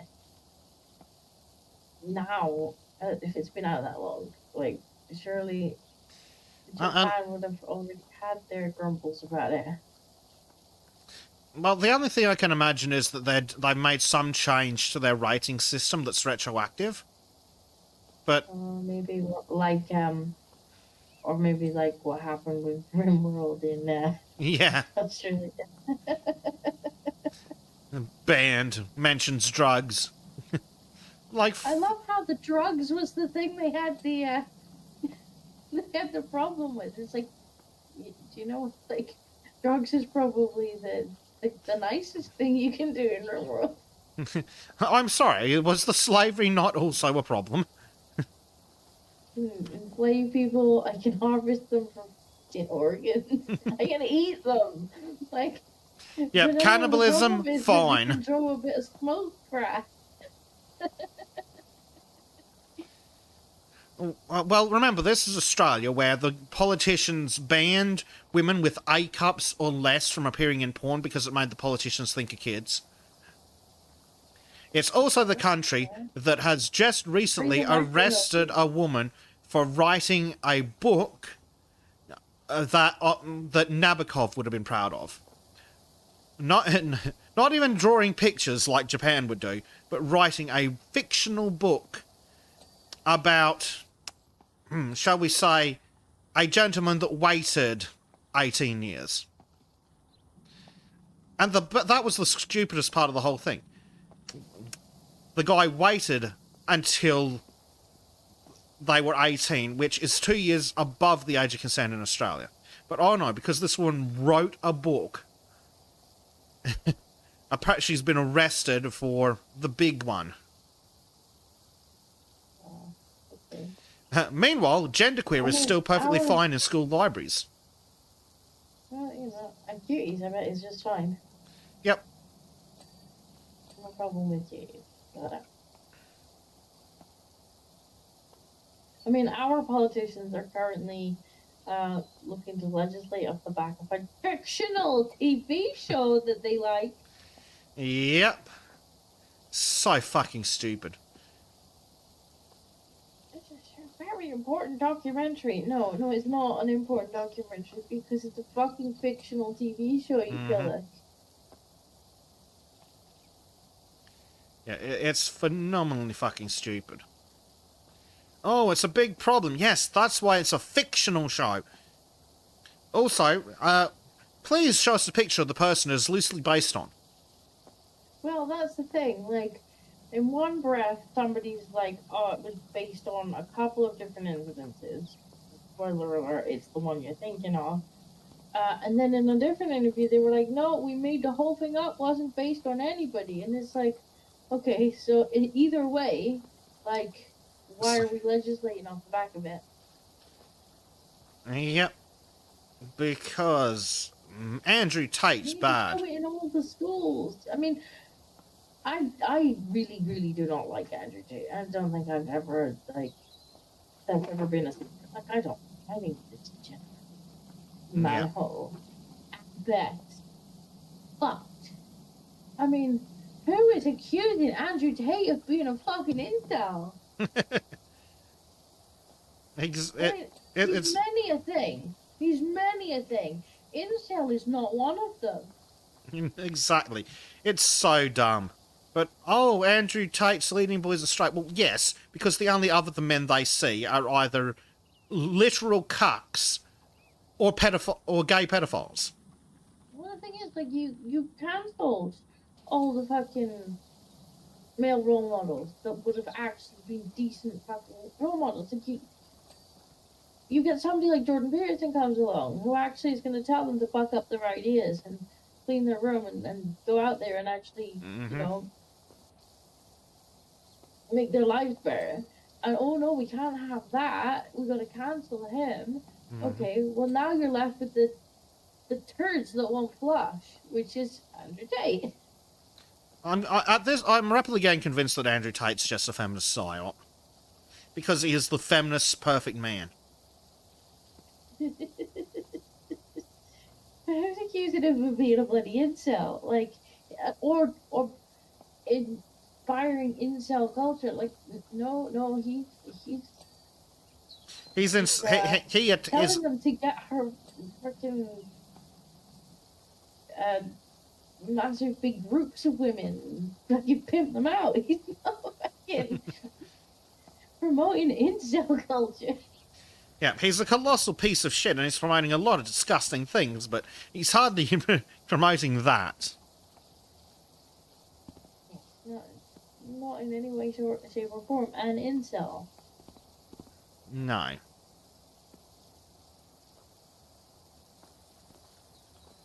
Even if he does have to take advantage of barely legal women in a third world European shithole.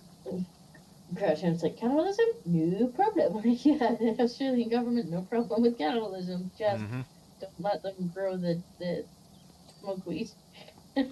Yep.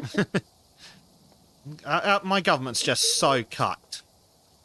Like, they can literally, essentially ban things from being distributed. But it's not banning by the definition they give, but it's banning. They refuse to issue it a classification, so it can't be sold. It's like, no, how about you just rate it for 18 plus only, and you stop making decisions for fucking grown adults. But no, the perfect nanny state must control every aspect of your life. Yeah, that's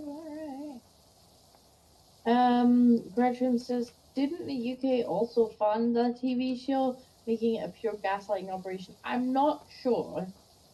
I think what was it, the UK government or the US government? It had got some kind of like funding, but I don't know if that's true or what kind of funding. But it would not surprise me if they were given money towards making it, and then the government was like, "Oh, this is perfect for legislating. We don't even have to wait for a tragedy this time." Yep. It's just pure man-hating propaganda.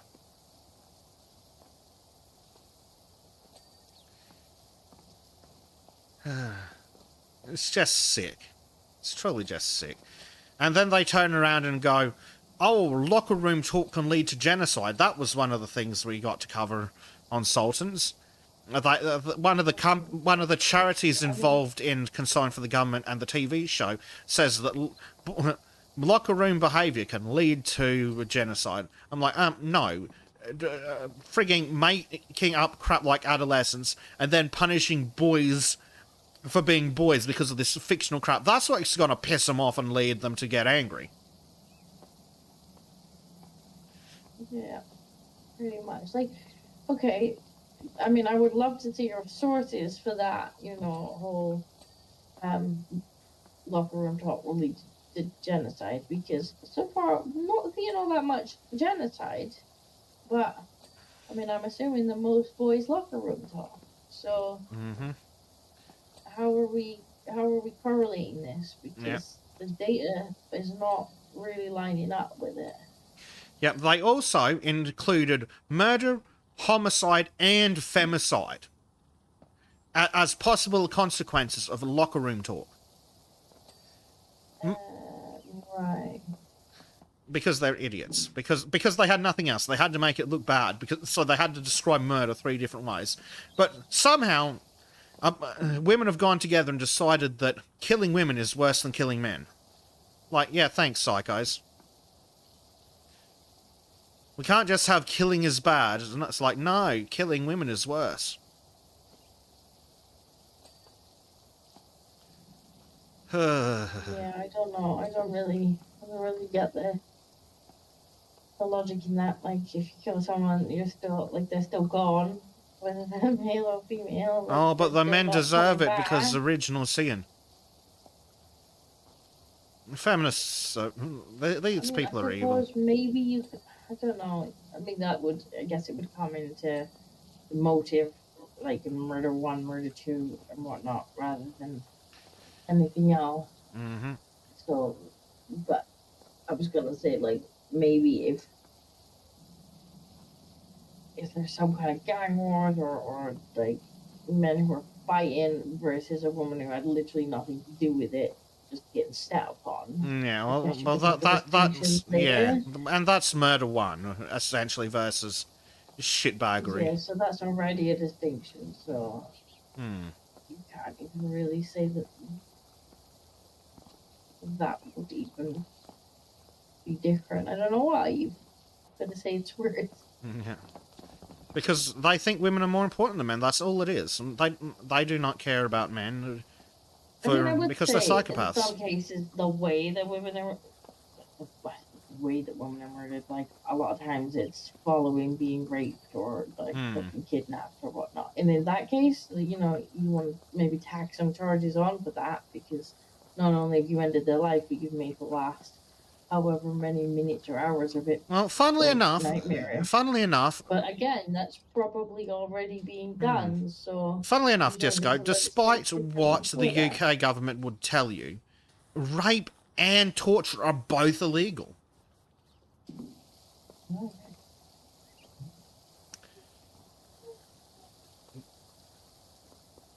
I mean, you say that, but, like, I see an awful lot of rapists just found that out. Oh, but they're brown people, so they're special and can't be held responsible for their actions because it wasn't rape. It was a sexual emergency. Exactly. My bad. I sometimes I confuse the two. Well, according to Keir Starmer, it was the girl's fault because she wasn't wearing a burqa around a Muslim man, therefore she provoked him. That's basically the fucking government argument, isn't it?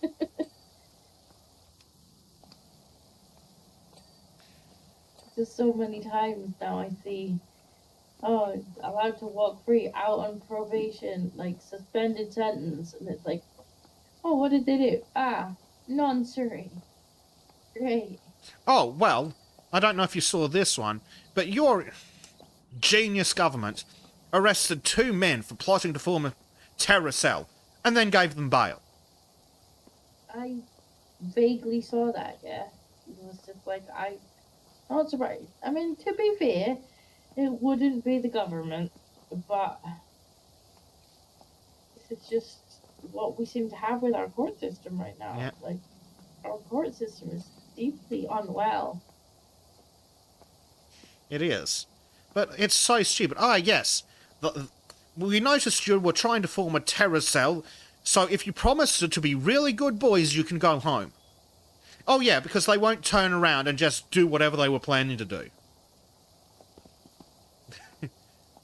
And then they wonder why the Muslim world looks upon the UK as weak.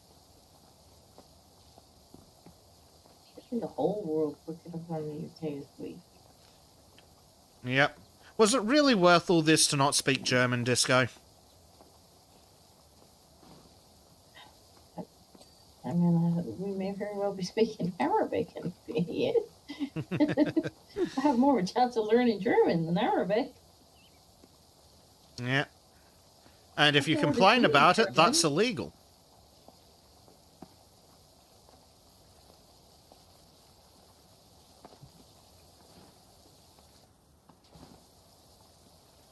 also, I don't think pepperoni is halal. So, I have to object on those grounds. Well, I like bacon and dogs, so I'm sorry, but I'm going to have to object violently on a civilizational Blah, level. blah, blah, blah, blah. Why are we eating dogs? Because Korean. The dogs also like bacon, Disco. If it's one of those people. What's Gremlin saying? Gremlin.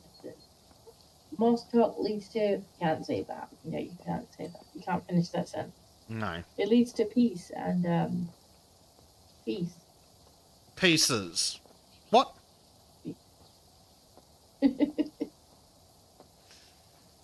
Yes. Oh, speaking of such thing. Oh, no. My mom noticed the other day. So I don't watch the BBC, but my mom still does because, well, she's older. She's a boomer, yep. She's a boomer. And so she I was talking to her the other day. She was like, I was watching the BBC, and then suddenly on camera they were in a mosque and they were praying. Why was that on the BBC? Why was I having to watch that on the BBC? The BBC had streamed Eat Live. Because obviously everybody's got to participate and watch. I don't know. The new state religion. She did make me laugh though, because she was like, but it's all men in there. Where are all the women? Probably in the back door. I don't think the women are allowed in the same part as the men. Mm-hmm. I didn't want it on. I don't want to watch it. It's like, well, welcome to the BBC. Why do you think I refuse to pay them? Mm-hmm. I don't want to watch their crap. You don't want to watch propaganda? Yeah, shocking.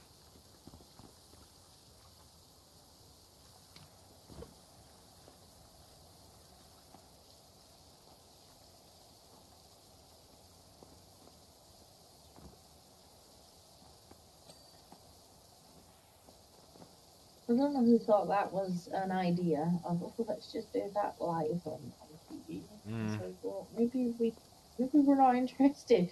Like, all the people who would be interested are probably in their local mosque doing it. But they've got to convert the rest of the country, by force if necessary. And remember, if you complain about it, that's a paddling. Now, apparently, and I can't remember where I was watching that. I did see the article. I did briefly see the article when it first came out. It didn't really clock with me. But then I seen somebody talking about it. I was like, oh shit. Like they I think it might have been the BBC. It was definitely one of the kind of mainstream media outlets had printed an article, and they're like, Eid is particularly difficult for Muslim revert, not convert, revert. What? People who had converted to Islam. But in Islam, apparently they say revert because they think this is you coming back to the default position. And they had used that language, and then they went back later on and they changed it for clarity. Uh-huh.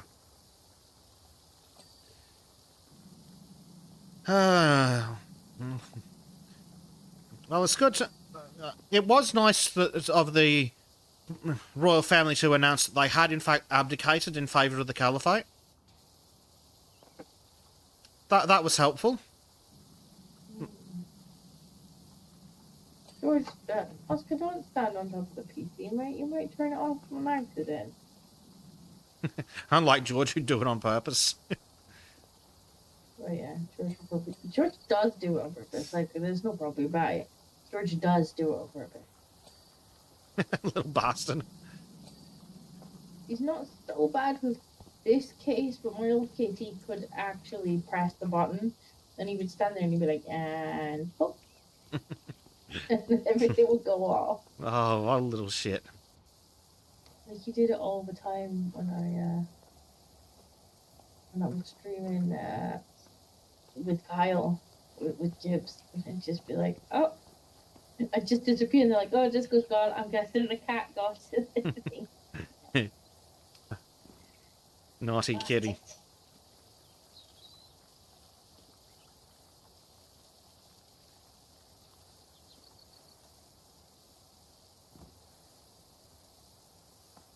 What else have I seen this week? Evidence of interest. There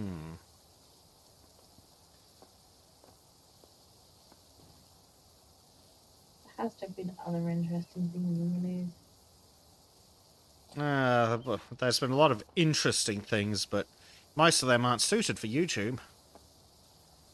That's true. Snow White didn't do very well. No, flopped abysmally. Abysmally? Like, it's a major law. Yeah, and it serves the Disney right. They were told, like, to be fair to Rachel Zegler, like, she wasn't lying. No, she's just an insufferable cow. Yeah, she wasn't lying about how bad the movie was. She did warn us all. Yep. Can't imagine why no one went to see it. I think even the people who did go to see it just went so that they could review it and tell everyone else how bad it was. Pretty much. That's.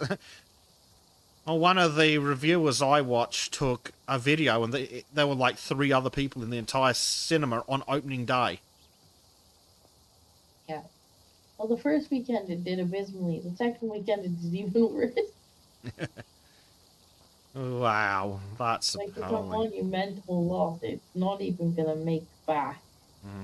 It's like a budget. Never mind the advertising and everything else. Like, it's just a huge hit.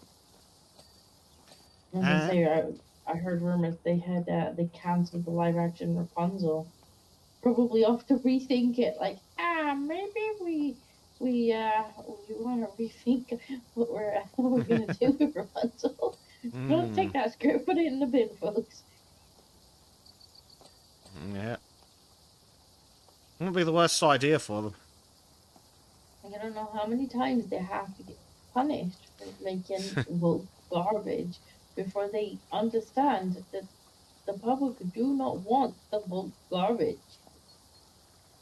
Yeah, well, eventually they're going to run out of money for pushing propaganda, hopefully. And they might actually have to make something good. Like, because they've sunk so much stuff. They've just destroyed so many things. But, like, Snow White was their fucking flagship movie. It was. Yep, it was their first animated movie. Yep. And Snow White. Well, how do you fuck up a Minecraft movie? Well, all they needed to do was be mostly true to the original. Like, think of that. They could have tweaked a couple bits here and there that maybe didn't work very well with, like, real actors, but really, it should just be a kind of copy of the original movie, just done with actors. There's no need to change the story, and so drastically as well. Like, that isn't even Snow White. Like, that, it's not even Snow White. No, it's Mud Brown and the 7 CGI abominations. No, but, like, the story wasn't even the same story. There was no, it was just, like, communism, the movie. Oh, yeah. She's the first one of them all because she's just. It's like, okay, so please explain how the evil queen was the fairest until 5 seconds ago. Yeah, if that's the case, why does the evil queen care?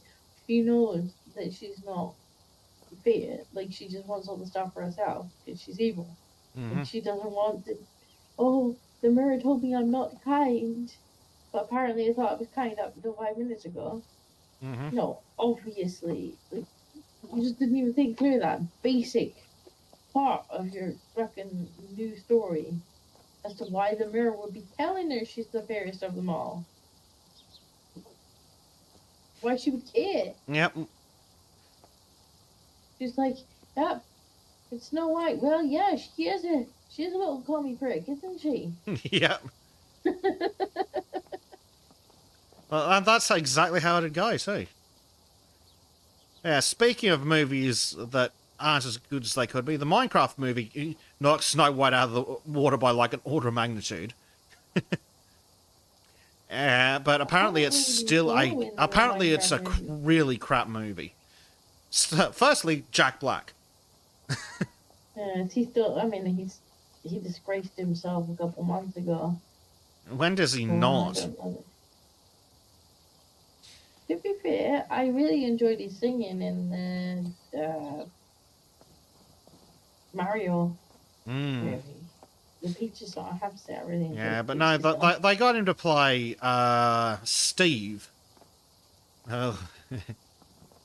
I'm not sure how familiar you are with like the Minecraft lore, but they got. I am, but as far as I remember it, Steve didn't have any lines.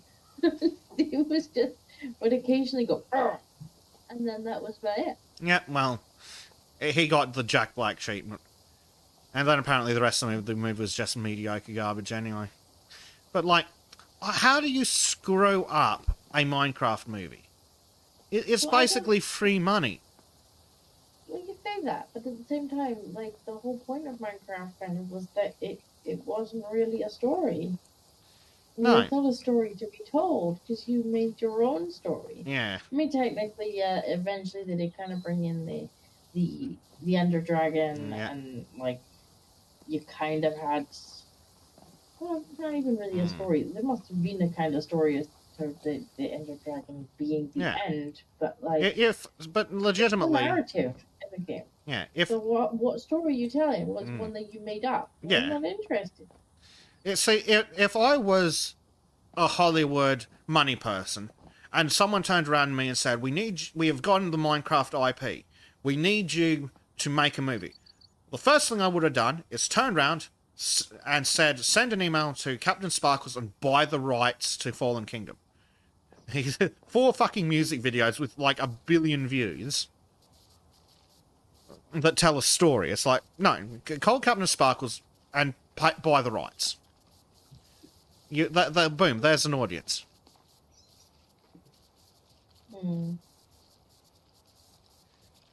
I mean, I get why they would want to do Minecraft, because, well, it's only the biggest selling game ever. Yeah, everybody loves the game. Like, it's done really, really well. Kids fucking adore it. But like, there really isn't a story. So what story are you trying to tell? Yeah, it's just some bullshit set in the Minecraft universe. It's like, okay, cool. So then you don't really need Minecraft Steve, do you? No. Yeah, and the aesthetic just looks awful anyway. Yeah, because it's block. Mm-hmm. I mean, let's be fair. Notch not really an artist. Like, his art skills leave some to be desired. Yeah. It wasn't the prettiest game, you know. Whenever I played it, I really did have to crack out the texture packs and mod those in before I could really stomach it, because not pretty. No.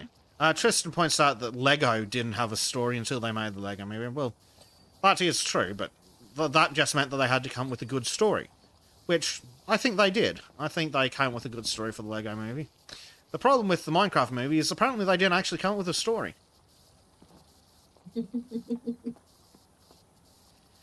But yeah, it's not an IP that comes with a story, I think, is the point. It's not like the abysmal Borderlands movie, which in theory comes with a story. Some world building. Yeah. Or like the Warcraft movie. Like, you know, there's plenty of lore there to pull from. Yep.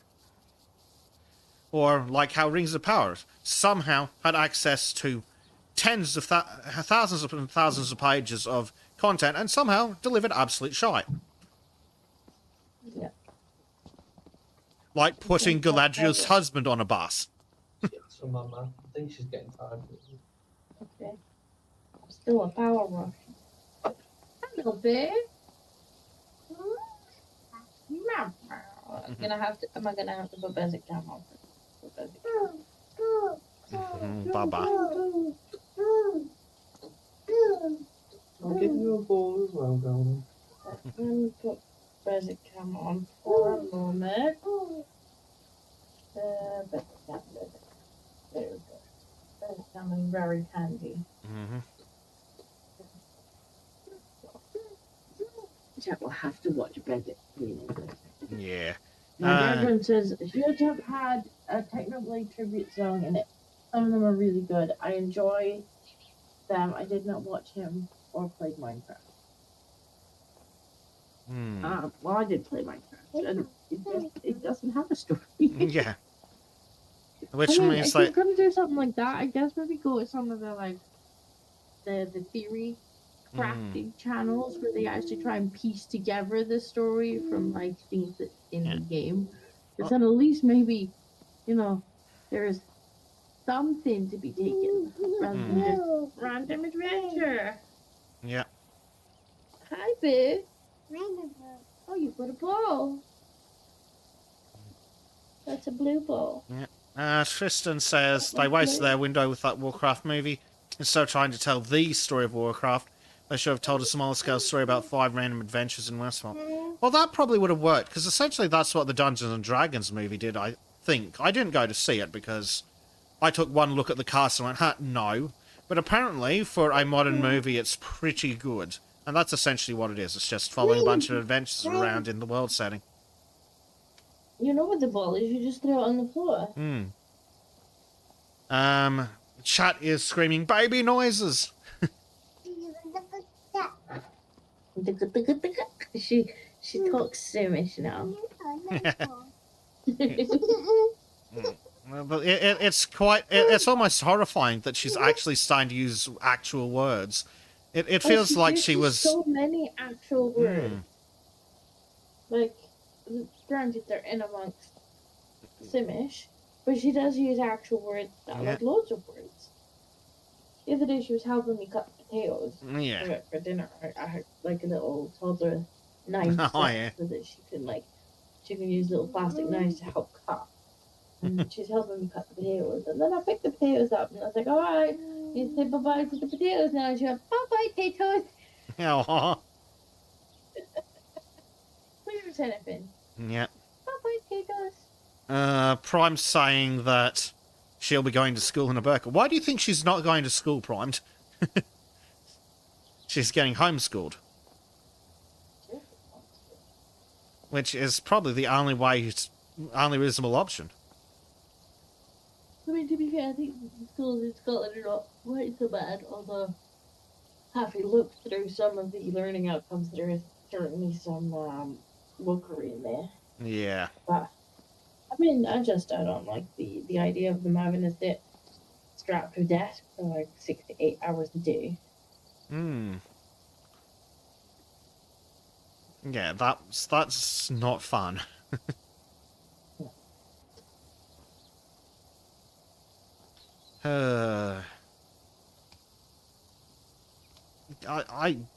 I cannot imagine how miserable it must be going to school these days. It was garbage enough when we went. I think maybe as well because I'm in like a lot of the homeschooling groups and whatnot, I keep getting articles recommended to me about school stuff, and like some of the stuff just makes me so angry.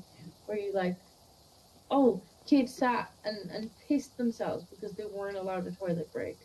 Oh, lovely. Well, I really enjoyed the ones that couldn't speak when they arrived in school because of the big C. Well, we're talking like not kids who are not potty trained, like just kids who they're unable to go during lunchtime because the queue was too long or whatever, and so they asked to go to the bathroom, and because they're not allowed out of class for like a few hours at a time, like they're just left go in their pants. Yeah. Well, there was also the fact that a bunch of kids were showing up to schools not potty trained because 5 years of lunacy. I mean, you also have to bear in mind, like, one, yes, that's definitely a part of it, but as well, you're seeing more and more parents being pushed back into work Hmm. and kids being raised in nurseries This is true, who but are not going to do the potty training for you. when schools so, reopened, it when are was they actually supposed a to get massive potty trained? immediate notice. Like, there was all the forced work from home. So theoretically, there should have been more time to spend with the kid. Theoretically, there should have been more time to spend to potty train the kid. But, like, immediately after after the schools went back, the teachers were noticing, hold on a second, these grade ones aren't potty trained. Mm. Like, it was an immediate noticeable jump.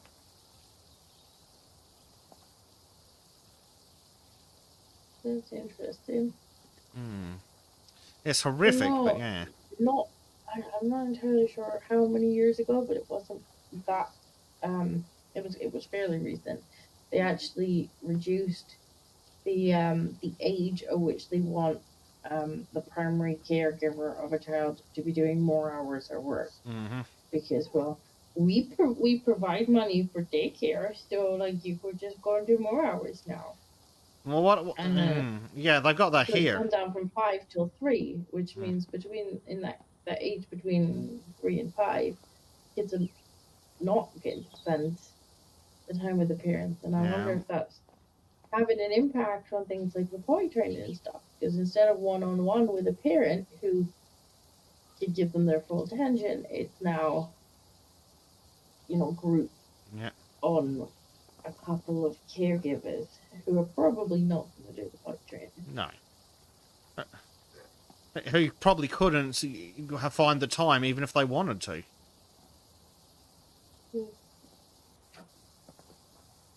But again, it's minimalizing child rearing.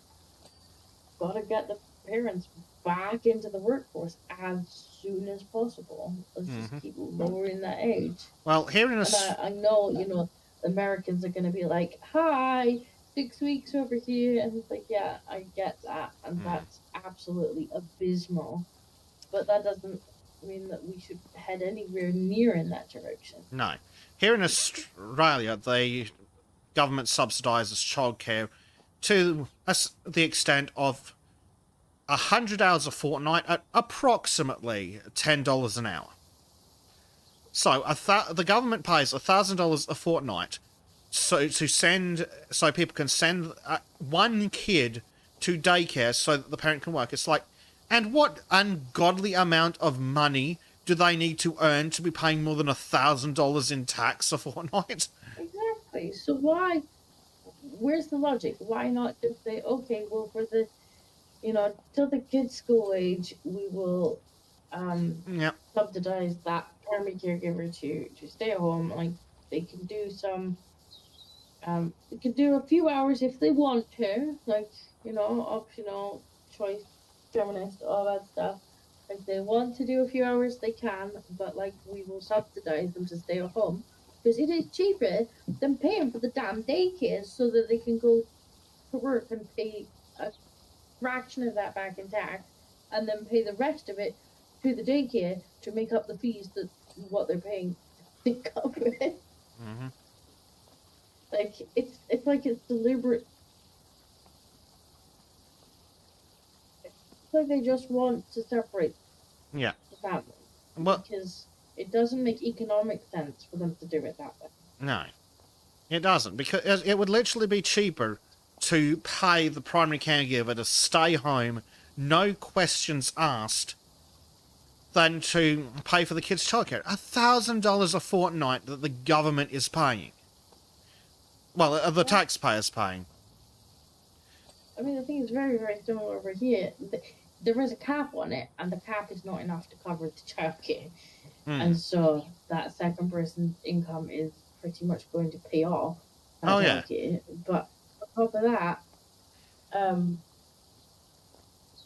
it's put so much pressure on the childcare, on the nurseries and whatnot, that they can't cope. So they're having to bring in like more caregivers. Well, that's only going to make the cost of the nursery go up because the nursery's now got to pay for Yeah. more caregivers. Yeah, the cap in Australia works out to the roughly $10 an hour that I was talking about. Because $1,000 is a nice round number for the sake of argument. But yeah, what ungodly amount of money do you need to earn to pay $52,000 in tax a year? Or 26 or whatever it is. You know. $26,000 a year in tax.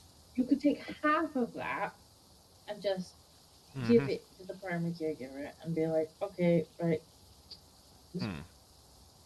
Especially if there's two normally working adults in that household, you could give them half of that, and it might be not, the lavish of lifestyles, but you could probably live off it.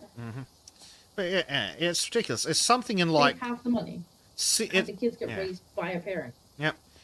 They have to be earning somewhere in the six-figure range, like maybe 150,000 plus, or what? I'm not sure off the numbers off the top of my head, but it's almost certainly over 100,000 a year that they need to be earning to just for the taxpayer to break even on the bloody childcare.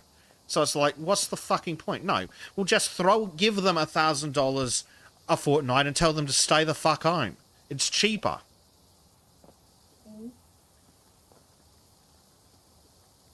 It's just silly. It's so silly. Which is why I'm saying it's either incredibly incompetent or it's malicious. Like, it's like, no, well, it's worth the price to kind of have the kids away from the parents. Yeah, and I don't know if it's some weird corporate thing where somehow the companies... It probably is. The companies probably save money by paying people a pittance because the workforce essentially got doubled. It's more than doubled in the immigration as well. 83% of the population growth in Australia in 2023 was net of foreign migration. Oh dear God! But you are right, though. If we took out parents with very young children from the workforce and said, right, you can stay at home, just raise this child, and you can come back into the workforce afterwards. Like, wages would have to go up because there'd be less people vying for the same jobs. Like, labor would actually be. What have you done? What have you actually done? What's broken? What did you do? Did you have to? There we go. What? Oh, hello, Donald. Donald showed up.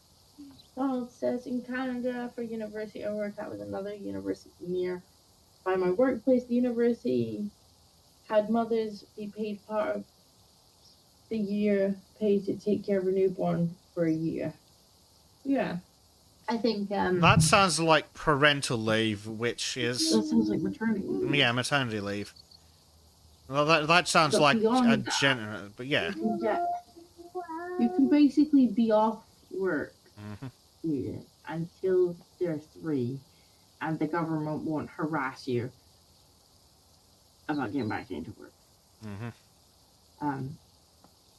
But it used to be 5, and they've which makes sense. That down now. At 5, they can go to school, and then the school stops them from dying for 8 hours. And then if you have childcare, it's like an hour before school, an hour after school, which is a lot cheaper than 10 to 12 hours a day. So in order to facilitate that, they were like, well, we will give, I don't remember how much it is, but it's so much money towards childcare per month. Yeah, exactly. But even then, they're like, oh, it can't be like grandparents or something. No, it's going to be like a special, like, official. And it's like, okay. Can't even be like, okay, we'll give that £1,000 a month to grandma then. Yep. No. Yeah, but just purely from a taxpayer perspective, you can try taking it. Because Donald says that when it comes to 26k in taxes in Canada, you need to make over 150k for the tax bracket you fall into. Bye-bye, babe. Bye-bye. I'll just bring her in, but she'll get a bit That's rest. okay. I'm getting a little bit sleepy. I might cuddle with you. I'll have a cuddle. Yeah, purely from a taxpayer perspective, if the mother earns less than, say, the $150,000 referencing, if the mother earns less than $150,000, it's a net loss for the taxpayer to send that woman to work. That's the point. It's so phenomenally stupid. Like, never mind how good it is for the kid to have the mother around. Just for the taxpayer, it is more beneficial to keep the woman at home until she earns $150,000 a year. Or until the kid is old enough to go to school. Yeah. At which point, you don't need to pay for 10 hours. Yeah, you don't need to pay for 10 hours of care a day, because that's how the 100 hours a fortnight in Australia works out. It works out to 10 hours a day. For 10 hours a day, 5 days a week. Which kind of makes sense. But once they hit school age, well, they really only need 2 hours a day, which is a lot cheaper for everyone. And probably doesn't require them to earn $150,000 a year to pay enough tax for it to be worth it for the taxpayer.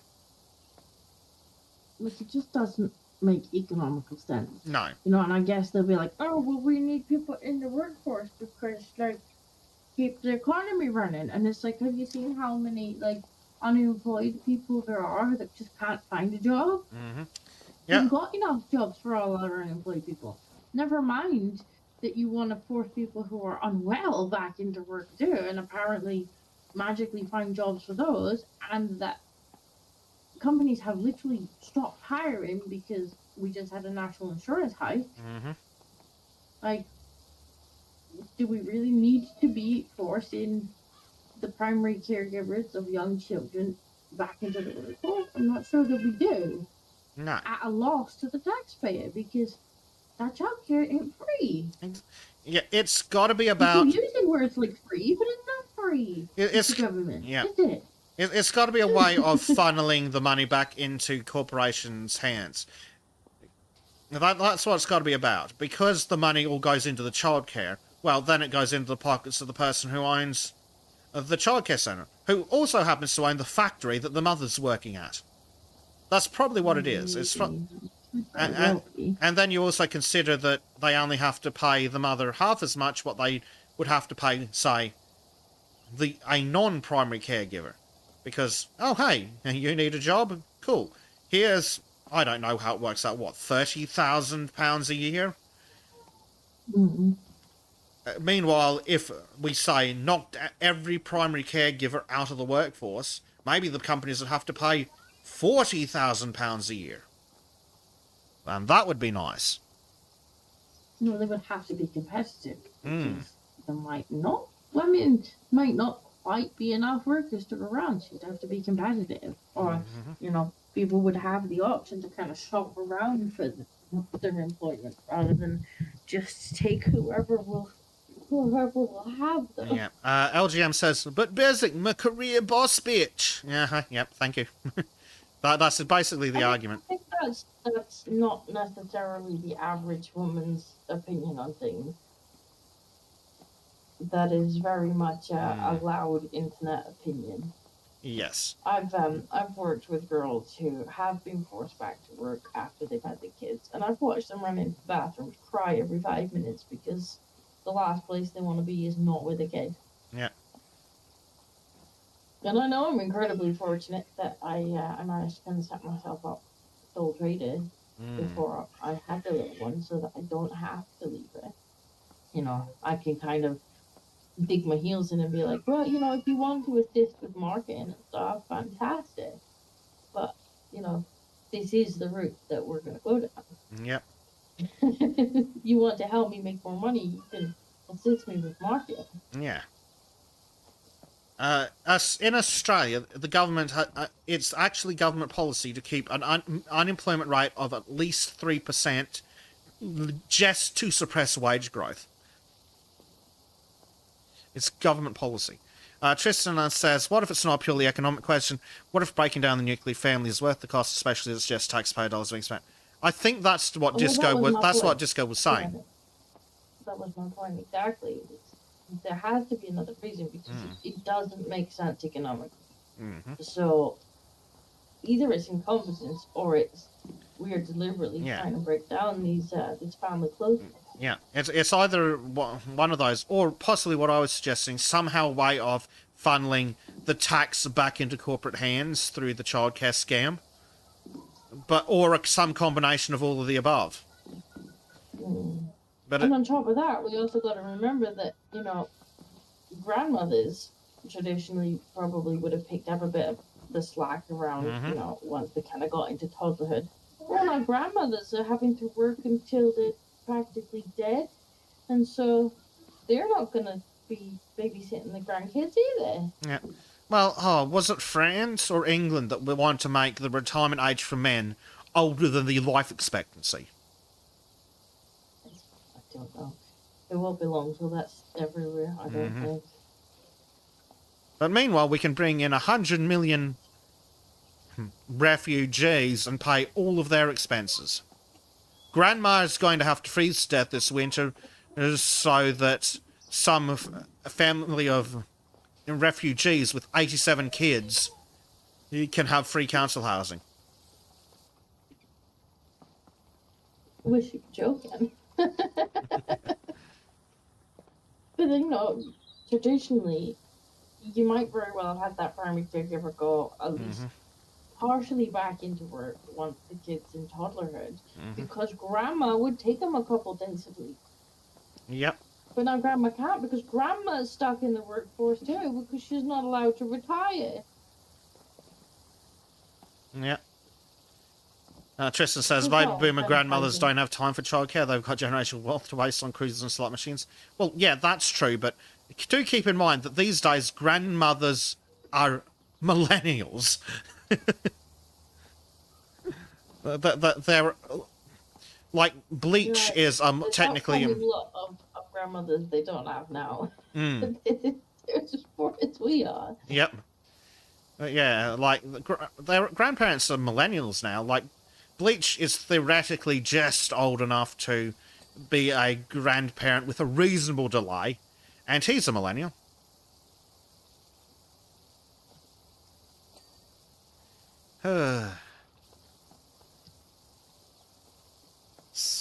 And yeah, millennials and Gen X have not had the deal that the boomers did. I mean, even if they did manage to get a little bit of generational wealth and try and hand it down, the government would have it before it got here. Inheritance tax is some great bullshit. You already taxed it when it was earned, you fuckers. You've also got capital gains taxes. Like, you've already taxed it. No matter how they made the money, you've already had a go at it. And now you're after a second guy. Yep. Tristan says... people's savings recently as well, where they were like, all these people who decided to save and, like, put their money in, like, kind of safe saving account. They don't have the best kind of return rate, but it's the safe savings. And they're like, what if we took that money and we put it on risky investments? It's like, good. Yeah. Fucking eyes off of it. Well, weren't they talking in the European Union about taking savings to fund the frigging war against sanity? I wouldn't be surprised.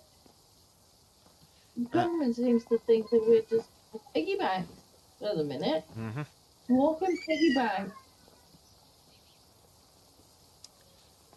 Yep. It's not our fault that they made all these bad decisions. Yep. It's through the economy.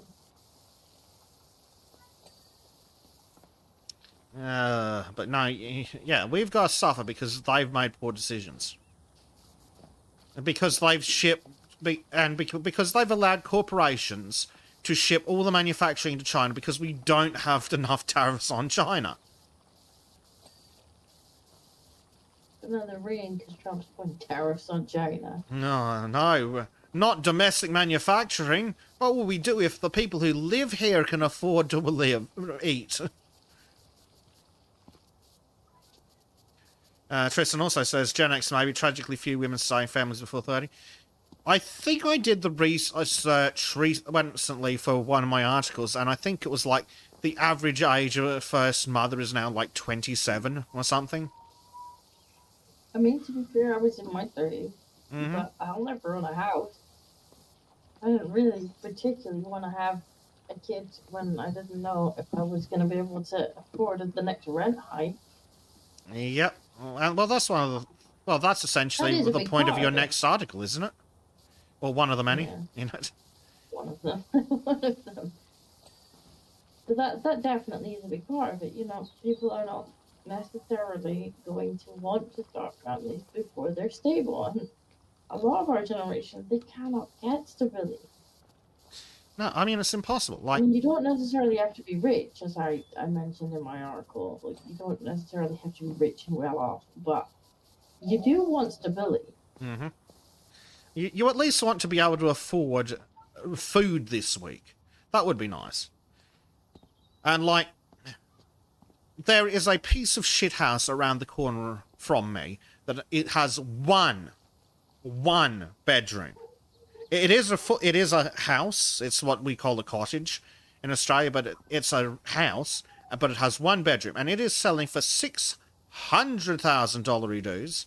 The median wage in Australia is $65,000. So after the government robs you of at least 15 grand, you're left with 50k a year, and the house is 600k. So Mhm. by that note, you should be if you were to get a mortgage for that house today, you should have it paid off sometime by 2270. Get down, please. We're gonna end up with intergenerational frigging mortgages at this rate. Mm. Good morning, Blade. Good morning, Blade. I think I'm gonna have to tell him to bring that toddler through over here. She's screaming bloody murder through there. She does not appreciate Daddy daycare. It is very much 10 o'clock, Blade.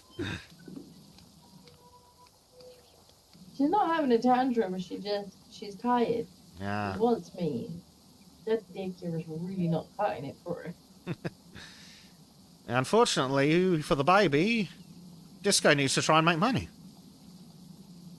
So baby can afford to not starve.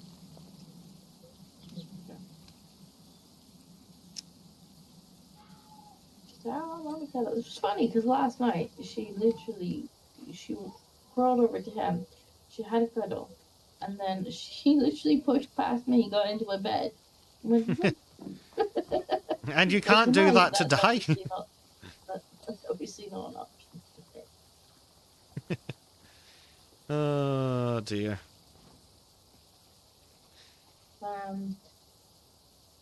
Donald says, with the cost of everything, it's not strange for mothers to have kids in their mid-30s until them and their partners are financially stable. Well, yeah, that's the point. And also, you've also got to factor in that thanks to, in large part to Tony Blair, most people now go to university. Mm-hmm. And so you've got people are in school until their mid to late 20s. You know, you've got to 18 in school, and then they're going to university. That's 3 or 4 years, and then the university's probably going to try and convince them that a master's or PhD is a good idea. And so then you're looking at being in uni until you're like 27, 28, maybe even 30. Mm-hmm. Now you're coming out and you're trying to start your life in this economy. People who left school and just started working, like, they're a little further ahead, but they probably still haven't got their own house.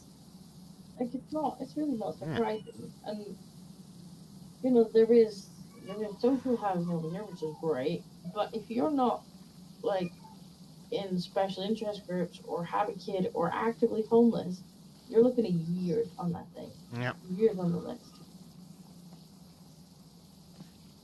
I'm not surprised. And I know they're obviously, I'm not counting out the fact that there is a bit of a feminist push to, I don't need no man, I don't need no kids, childless life for me.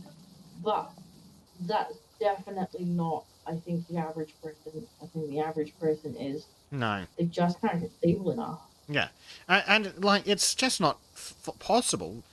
Like that $600,000 house I'm talking about. I don't live in a great area, and it's one fucking bedroom. Yet it's selling for 600,000. Median wage again 65,000. So you get 50 grand after tax. And I ran it through a mortgage calculator with the current interest rates because, funnily enough, we talk about cost of living a lot on Sultans. And the mortgage would be $1.2 million over the life of it, and I've been disconnected. Thank you very much, Internet. Let's give you another invite. But George, could you please get out of this way of the screen? I can't see. What the Donald says, child raising, when should biologically for the biological clock and time it took to learn a profession, the old structure of how to raise a family on a single income is the outdated model.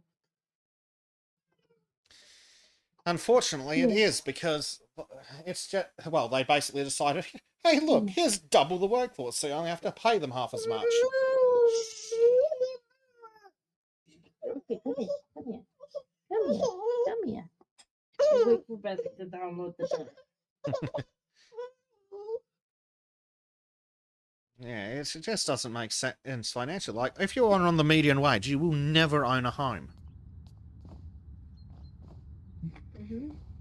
So what's the point in trying? And then they wonder, oh, why are so many Zoomers just getting part-time work and living 5 to a house? Well, now that does tie into my one of my next articles. Like, Zoomers have very much clocked out of the whole system at this point. They're just like, why the hell should we? Yeah. Well, that's it. What is the value in working? The boomers on the news channels, even the right-wing news channels, are like, how do we force these people back into the workforce? It's scandalous that they, 1 in 4 of them says that they don't want to work. And it's like, well, why should they? Why would they want to work? Yep. Why?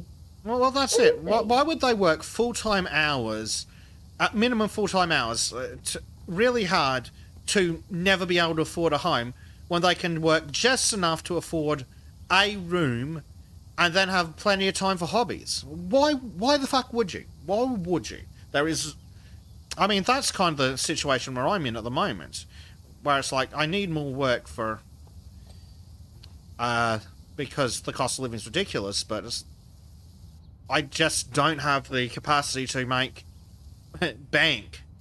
So it's like, why would I, when I was working full-time in the call center, I barely had more money because after tax. Like, why would I work full-time? And you can be still, after tax, you're still paycheck to paycheck, just barely scraping by. No prospect of buying a house. Like, most of your wages going on your rent. And you're just like, well, what exactly is the point?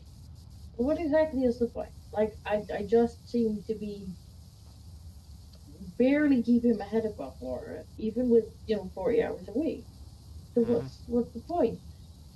I'm not gonna come away from this with the home. I'm gonna get a cheap second-hand bloody car on finance because there's no chance of me even outright paying for like a 10-year-old car. That's just not in the budget, And so, tell me about it. My car's alternator's playing up. Like, of course they don't want to work. Of course they don't want to waste their lives doing 40 hours a week to have nothing to show for it. You're not going to strong-arm them back into work by calling them lazy. Like, the boomers on the news and the talk show channels, they've really missed the point here. Like, you're not going to shame them back into work. No. Because they don't see the point. And it's a legitimate point of view. If the outcome of working hard, minimum 40 hours a week, is still not being able to afford a house, why fucking bother? Why not work 2 days a week, share a room with a bunch of other dropped out Zoomers, and then spend the rest of your time playing the fucking guitar or something? But yeah, exactly. And yeah, like on the whole second-hand car thing, I had to get a loan from a friend to buy my piece of shit 30-year-old crappy car. Well, 20-year-old car. But and now it's like I need to get work done on the friggin' alternator. That's gonna be fucking like $500 to $600. So all that money I'm going to earn working in the federal election, fucking gone immediately. Yep. And this is the problem. So I know I don't blame the Gen Zers who are just like, I do not want to participate in whatever you've got going on here. Yep. It's like, okay, so the deal is I work really hard for 40 hours a week, and at the end of it, you tell me to die because you can't afford my healthcare. Excellent. Good job. Thank you, Canada.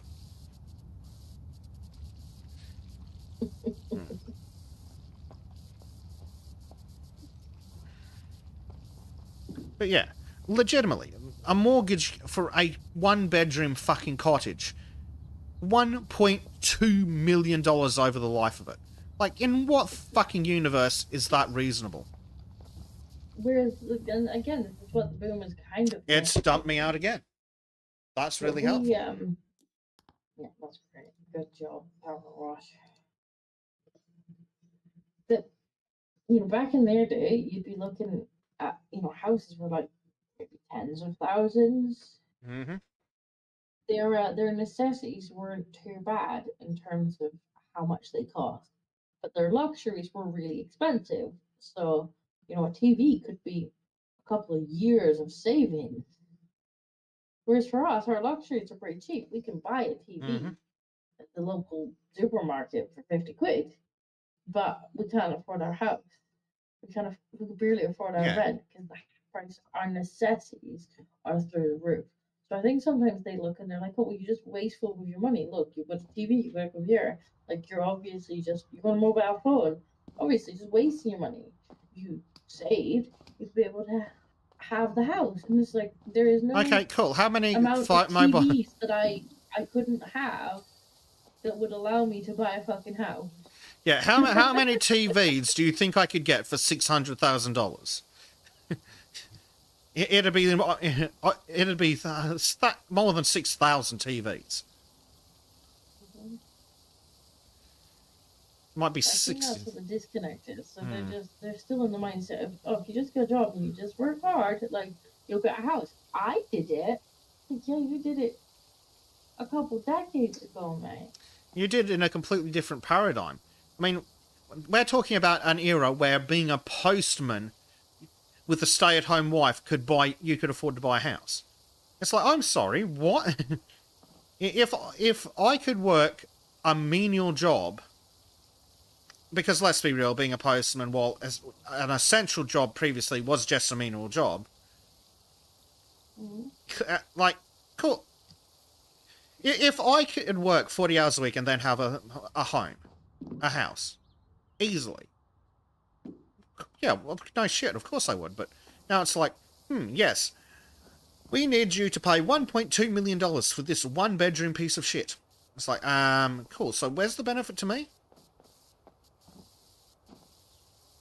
If I had $1.2 million, I'd be looking at investment visas in other countries.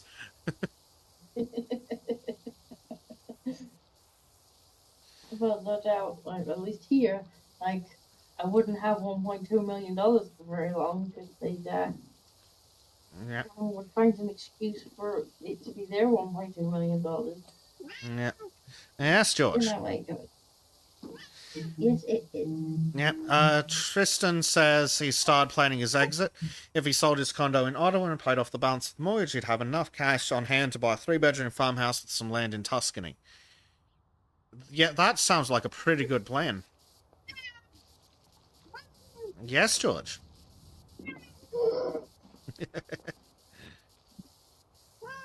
George, did you need to song? Yes, of course he did. He's a cat. You have to join the pile. I've already got Gracie Step on me. Apparently she's only the sleep on me. I'm glad we set up Basic Cam. Basic Cam has been very helpful. Uh-oh. What else do we have? I don't. Did you? Did you? I don't think we haven't read that chat. Blade says he was in a prime position to buy 2 years ago. Then he got made redundant. Yep, that sounds about right. And again, that's you have to not only be in a good position to buy, but like you have to be in that good position just in case something goes wrong, because you're sick, in case you lose your job. It's not just a case of, in the case of having kids, do you take the financial hit of one parent being away from work for that period of time? Mm-hmm. What if it's a difficult birth and there's sickness trying to be taken off too? Mm-hmm. You can't just have, even if you did get the house, you've got to be aware that mortgage has got to be paid. Yeah. Donald also said he was in a position where he had enough to make a first payment for a mortgage, if not for the economy under Trudeau and Canada reign. It did not help how expensive a small house is in Canada now. Yeah, I think Canada's slightly worse than Australia from what I've seen on the internet. And real estate's a mess of how much inflation had affected the base cost to getting a mortgage in 2024 than it was in 2014. Yeah. And I know previously over here they had right to buy with some of the council houses. So like if you live in a council house for like a really long time, eventually you get a discount on it. Mm-hmm. Labour came in and was like, oh no, we can't be having that. Yeah, how dare we help poor people own a home? We wouldn't like people to own those houses. Those are our houses. Yes. Fully featured industrial communism. Money and reinvest it in building houses. No. We can't have flat zoning houses. And we are disconnected again. Oh dear. So the internet is angry at us today. It is. Oh dear.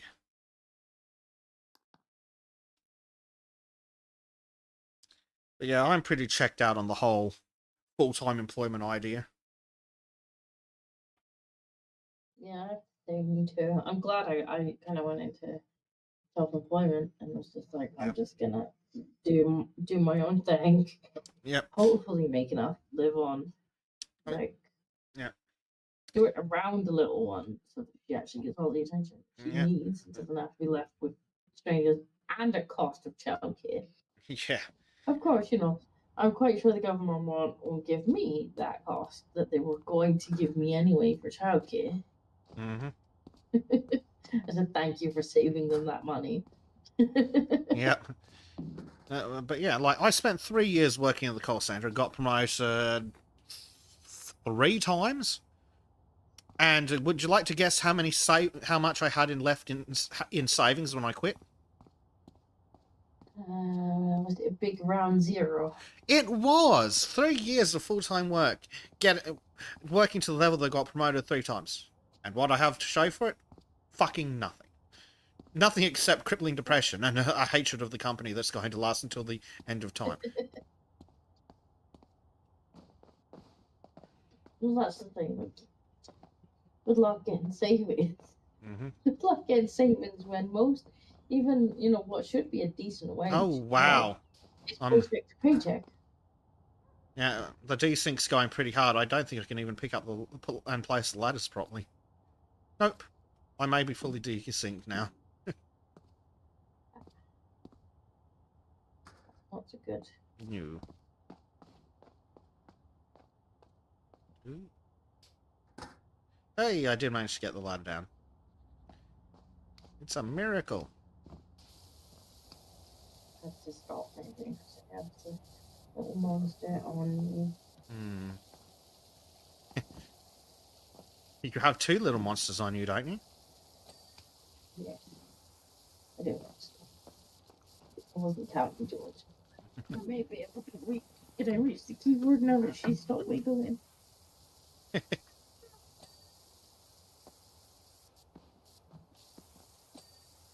Tristan asks, was the work its own reward? Was it a debt collection call center or a trick a retiree into buying me gift cards call center?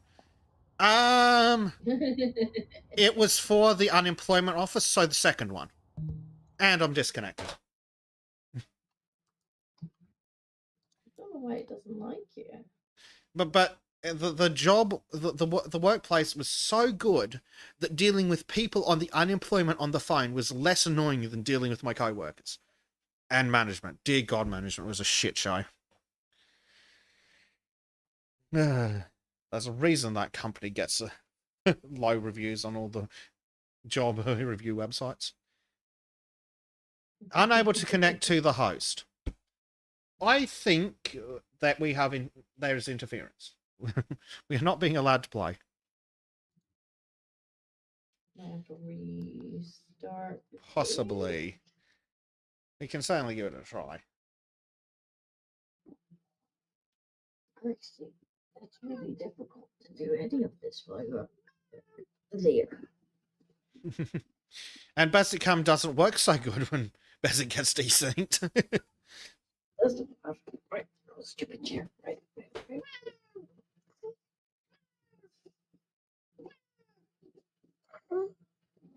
I'm sorry, I wasn't expecting to be a bed.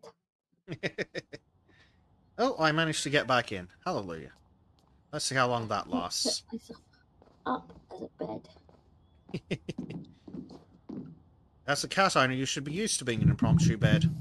I know, but like with this one, I have to like, I'm not gonna try and make her a pillow because she's leaning on the arm that I need for the mouth. Well, that does present a problem, doesn't it? It does. Right. Bleach is back and he says he blames Trudeau. Even out of politics, he's the problem.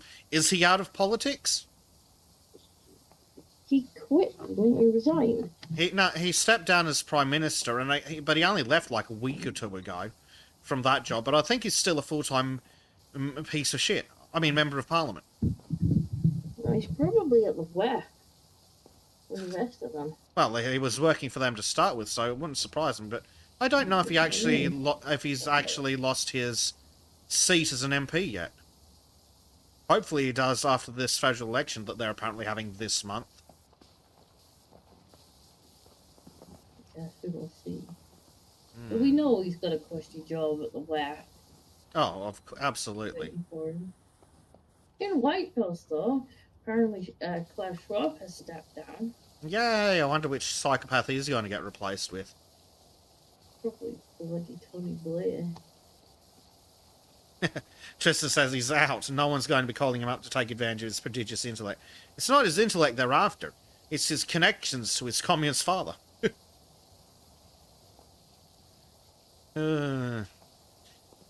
It's interesting. Both of Trudeau's rumoured fathers are communists.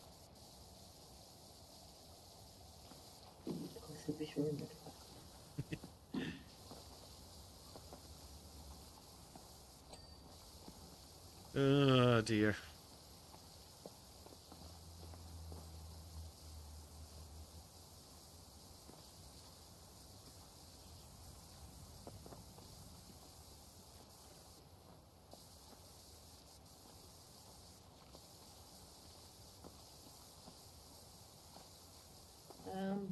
John said real estate is a mess for how much inflation had affects the base cost to getting a mortgage in 2024 than it was in 2014. Well, yeah, that's like if you have sort of like a bunch of people living on the same street that bought their houses at different times, like they could find themselves in wildly different positions to basically own the same house.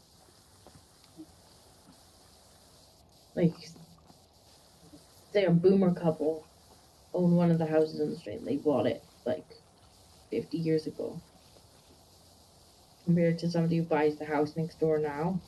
Like, not only the price difference they're going to pay for it, but like the percentage of their wages that mortgage will be. Because our wages have definitely not gone up.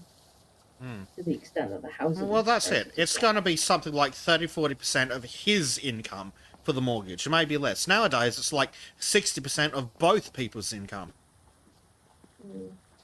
which isn't sustainable. And again, like we've talked about, it's like who wants to have a kid in a fucking apartment? So people are like, oh yeah, I'll have a kid once I've got a house. It's like, okay, cool. So again, we'll check back in 2275.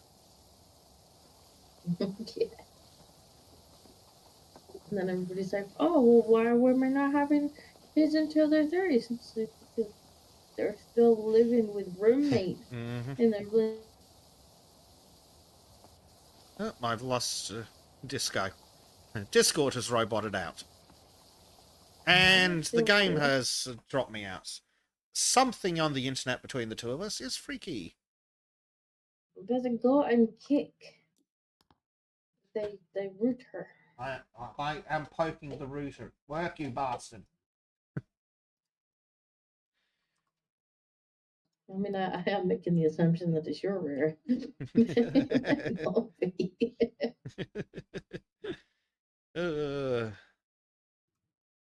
I pay an ungodly amount of money to have my own router.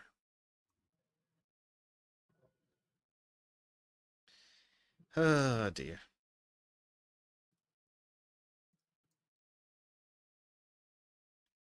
What do we got? Bleach says too bad Class's replacement will be twice as evil. That's how Bond villains work. Yeah. And Blade says back the baby woke up. Then Blade went for a shower. And Disco, he sent you cool pictures. I will try and have a look. I wonder if they're baby pictures. They're probably baby pictures. I'm currently being a bed. Oh, what's this? It looks like meat. Ooh. What were you cooking?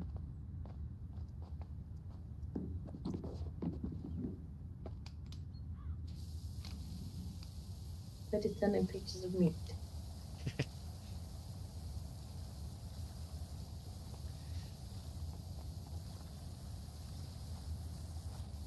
I'm not sure what kind of meat he's cooking, but it looks tasty. Ah, pork belly. Pork belly. Oh, I love pork belly.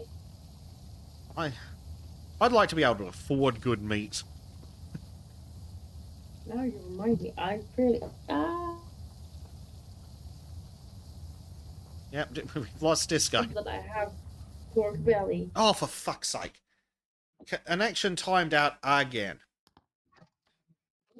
Oh. This is getting a bit no, ridiculous. You pulled the headphones out. I'm running blind. I can't hear the basic anymore. Hello, George. I'm gonna need you to not press the button, Adam.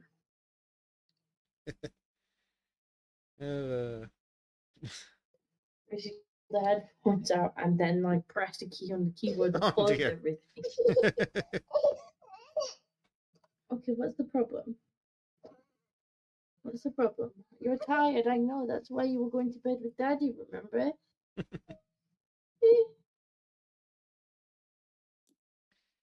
Oh, dear. Okay.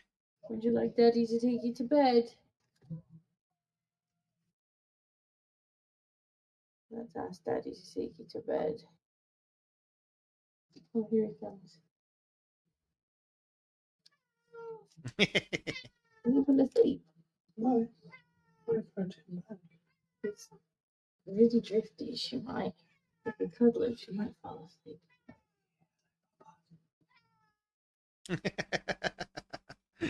Oh, George, you adorable cat. Her eyes closed, yeah. I don't know if she'll let you put her down, but she might sleep on you. I'm free. I really hate coming from here on a Sunday and playing Powerwash soon. She's like, no, I don't time. Yeah. Oh, dear.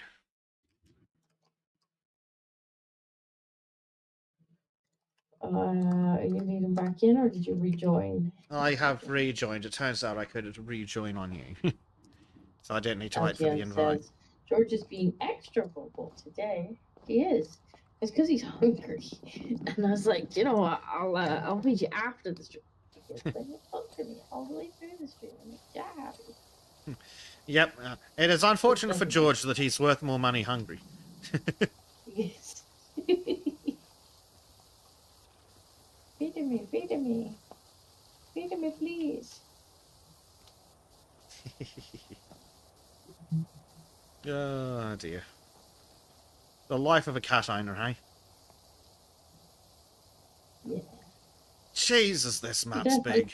Forget to feed them before you go to bed, though. Otherwise, they'll pass the life out if you're alright. Oh, I have been And then woken up someone's with like, teeth "Stop," and you're like, embedded in my face for a cat that wants breakfast, so yeah. It's fun waking up with a cat chomping down on your fucking nose. Yeah, George used to do that when he was younger. Like 5 in the morning. Feed me. Yeah. Feed me, human. Yeah. I'm here to kiss you. You do here to kiss you. George. Okay, I love that he not responds when he's called. Yeah, he does. He's like, "What You woman?" can have whole conversations with George. He's not doing it in the minute, but like, you talk to him and he responds to every word, and then he'll start to fall asleep, and then he'll go, because he's still got to get the last word in. Mm-hmm. So yeah, that's what I thought. LGM says his cat taps him on the cheek with his claws when he's asleep, makes him jump. Oh, you only get tapped. Yeah. Wait till you have just a cat in bed, both sets of teeth straight in your fucking face. That wakes you up.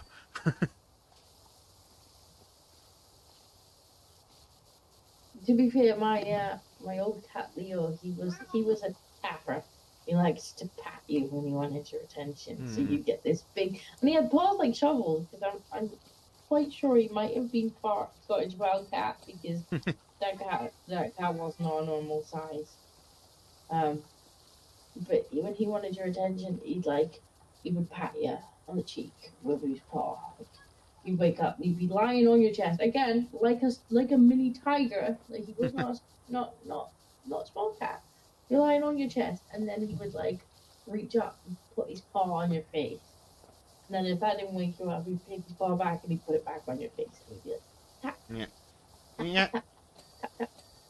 Well, my cat has figured out that if he sits on the bed behind the chair, he can reach over my shoulder and slap me in the face from behind.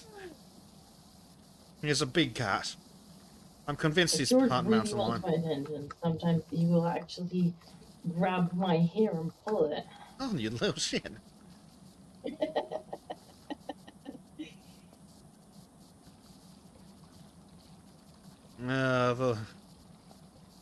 Living the cat life. He bites my ears. The taps don't work though. The cat I had when I was a lot younger, he was a little weirdo. The sweetest little cat, but an absolute little weirdo. And you know how some cats, like, they never grow out of, like, the kitten suckling that they do? Mm-hmm.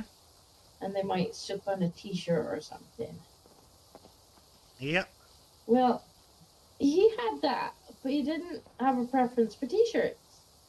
He had a preference for eyebrows. And if he couldn't find an eyebrow, then an ear would do. So frequently, you would wake up.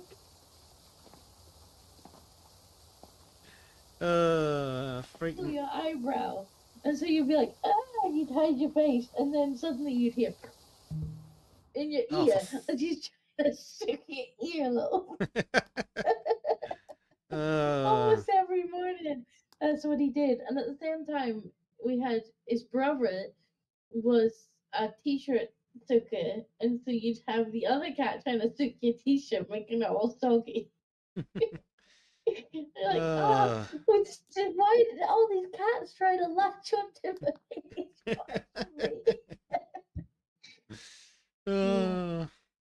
They were a horrendous pair. There were just happened to be two cats that never really grew out of it, and as I say, he had a preference for eyebrows, which is a bit bizarre. He's like, I really like a good eyebrow. That's fucking weird. So he'd always pounce on you while you were asleep because you didn't get as much opportunity to object. Oh, that's brilliant.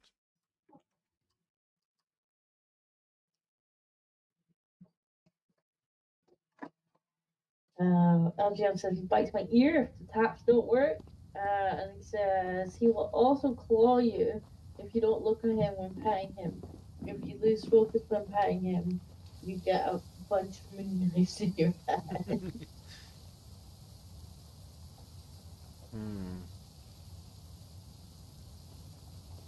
Actually, my two are pretty good. They don't really claw or bite very much. Like, the only time you'll ever get clawed by George is if he falls on you. Like, if he's clumsy, he'll get you with a back claw. I've never seen him actually take his claws to anybody. You do sometimes, Mr. Roscoe. Yeah, the other But cat. only in a playful way. Yeah. Oscar's a spiky, playful cat. Like, Yeah. There's something seriously wrong with the connection today. you gone again? Yep. And you got cut out as well. There's something somewhere between Australia and England that's fucking with things. I don't think it's me, but I can't rule it out. I assume it's one of the intermediate servers for the game, or Steam or something. It could be me. Am I lagging, chat? I could be lagging.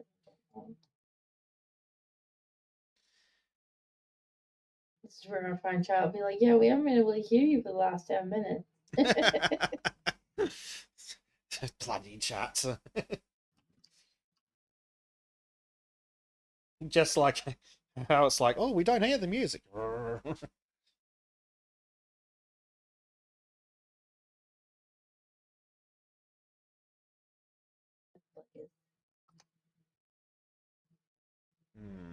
I don't like Oh, this for map. fuck's sake. This I know. map's very caked on. Yeah, it's very frustrating. And unable to join session. Right, let's do it again, game.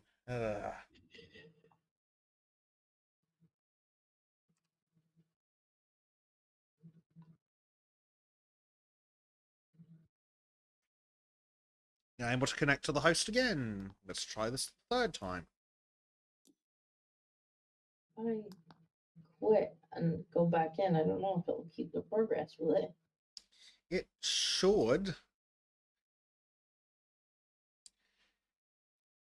I think it's supposed to store the progress for you, unless you try playing one of the other levels.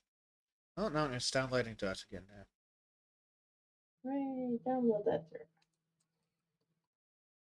We're 91%. That's why I don't want to necessarily lose the progress. No. Oh god. We should have brought more friends for this level. Game. Yes, we do. But chat's not providing suggestions. We've got Viscera cleanup details suggested by myself and Trim, which I don't know if it's going to be as fun to watch or fun to watch at all, but it's at least chill and cleany. Yeah, I mean, it doesn't necessarily need to be cleany. It's a shame that House Flipper isn't co-op because I know that especially the gardening DLC, it's very much like you just you can just.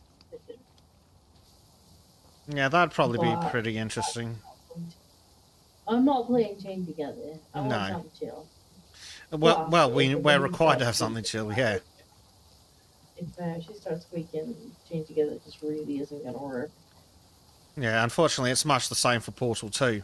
If the baby starts squeaking, Disco has to attend to the baby, and then Bezic can't do anything. Which, yeah, I mean, we need a game that can have a Bezic cam. The Bezic cam, and it's not really going to affect the gameplay too much. If I'm just like, alright, I need to take 5 minutes out. Yeah, so it needs to be something chill. Super chill. And like,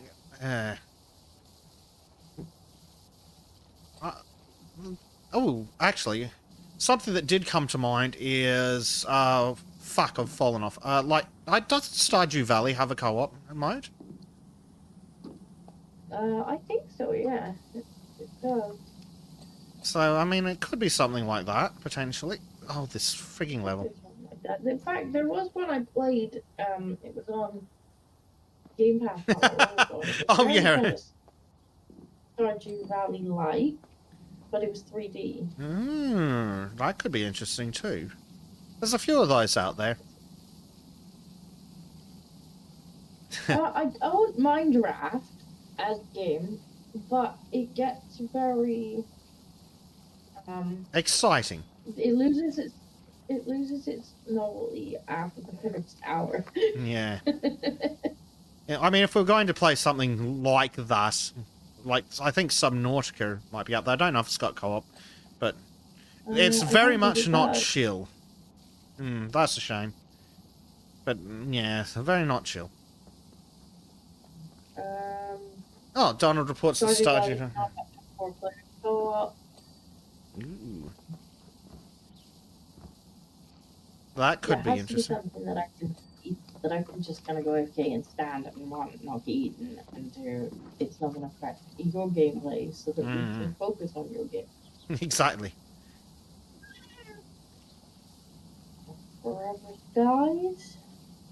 I've not heard of Forever Skies. What is Forever Skies? Oh, yes, George.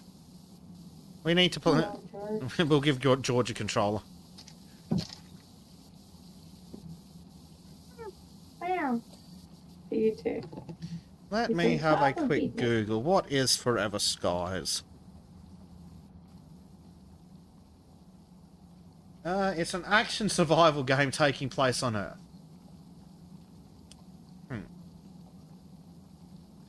So I would say something like Dungeons 4, but I'm currently not in the market for paying $40 for or £40 for it.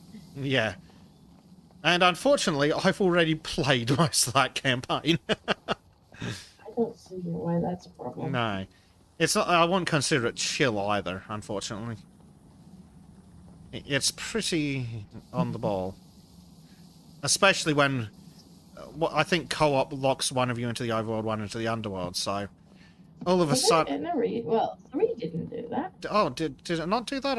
I thought you guys... Oh, did you guys just That's impose that on kind of how yourselves? we played it. I Right. just kind of left him to the house. You know, we were like, Okay. we'll leave Sherm at home to be the homemaker. Bye, And I'll go Marku. out and kill the heroes. Yeah. Okay. But no, it didn't lock us like that. That's Right. just tended to be how we ended up playing, Yeah. so we didn't annoy each other. Mm-hmm. Like, if you stay down there and do this, and you stay here and do this, then we'll be less annoyed with one another. Yep. Makes sense. So... Train your Bengal, that's not chill. Yeah, so Garajim says that Forever Skies is a bit mediocre, but mostly exploration focused. Speaking of, that does remind me that I think Satisfactory got its 1.0. And that's... Well, that does have some enemies. You really only deal with them when you go out and find them on purpose. And it has trains. What's the price tag on that looking like? Good question. Hopefully it's pretty cheap. Oh, for fuck's sake, game. We will never know. But Farming Simulator, I mean, I'm not against the idea. I did briefly open Farming Simulator on the Game Pass, and after about an hour of wandering around trying to figure out where you're supposed to start, I gave up. I tried a demo of the latest Farming Simulator game, and then I turned all the graphics to low, and I got a frame rate in the single digits. So, no, that doesn't quite work. I did all right with the frame rate. I just couldn't figure out how I was supposed to get the equipment to do what I needed to do. Donald says Space Engineer 1 and 2 is a fun multiplayer game. Space Engineers is on the list for the full crew, I think. Because we managed to talk Trim into participating. I seem to have lost my power washer. Oh, that's really helpful. Yeah, you might have to do the last few percent. I legitimately lost my power washing gun. How the hell does that work? Oh, I think she's just noticed I gave it back to her daddy. Oh, no.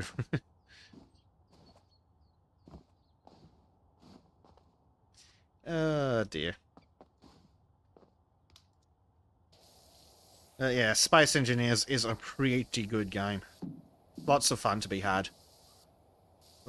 So it would be nice to play that with Trim along to pilot things. Yeah, we kind of want to make I Trim be the test pilot. Yep. We're gonna need to build a recovery ship. Like, decked out like a tow truck with orange flashy lights to go just pick up the rubble every time Trim takes flight. Yeah, I genuinely don't know why my power washer is gone. It's been confiscated. Yeah, the game must be super freaking out because of the connection issues. Space Engineer want to do it. Yeah, I do want to do Space Engineer, but I want to do it with Trim because we really need to turn him off the test dummy. Yep. Just strap a bunch of engines and missiles to him and throw him in the general direction of the AI. If we choose to play it with the AI, I'm not... It could just be fun trying to give Trim a mining ship. Oh, is that the mine? No, that's the crater where Trim forgot how to land.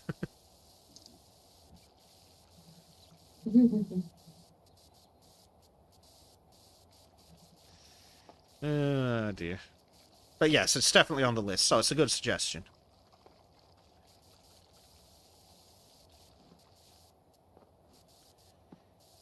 At least we do have a few more levels than I thought left in this one. If we can ever fucking finish one. I keep disconnecting. Disco doesn't have I've a lost my wash. power washer.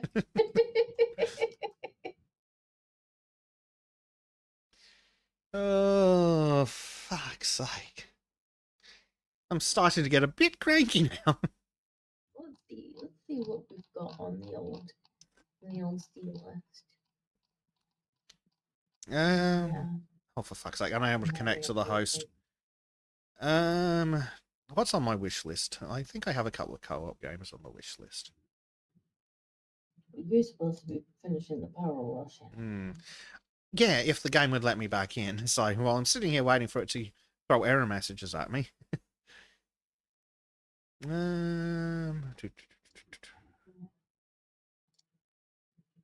Window.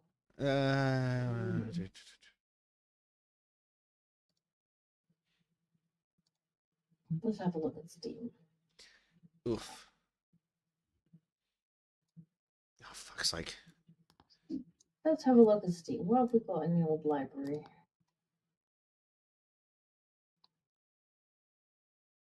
That might be of use.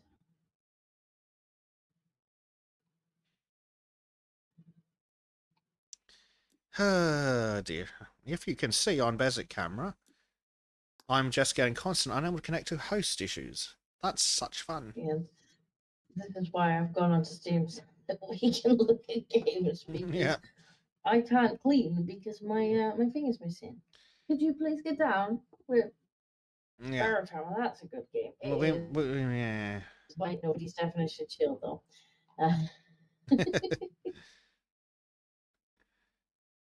Yeah. I think what's it? If I tick games that Discord here also has. Oh, I was just looking.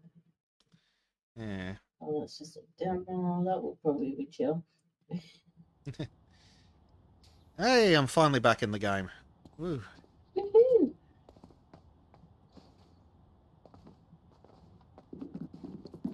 Climbing up the incredibly weird ladder. I still to do co-op. That is a question.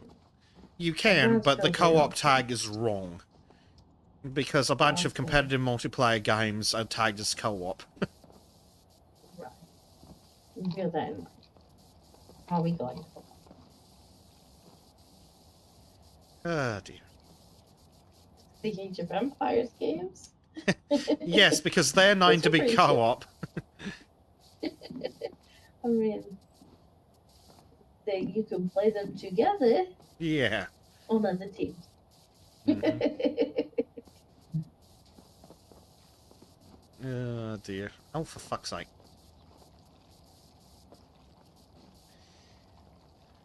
There's Valheim, funnily enough, is on the list, but again, that's coming soon with the boys.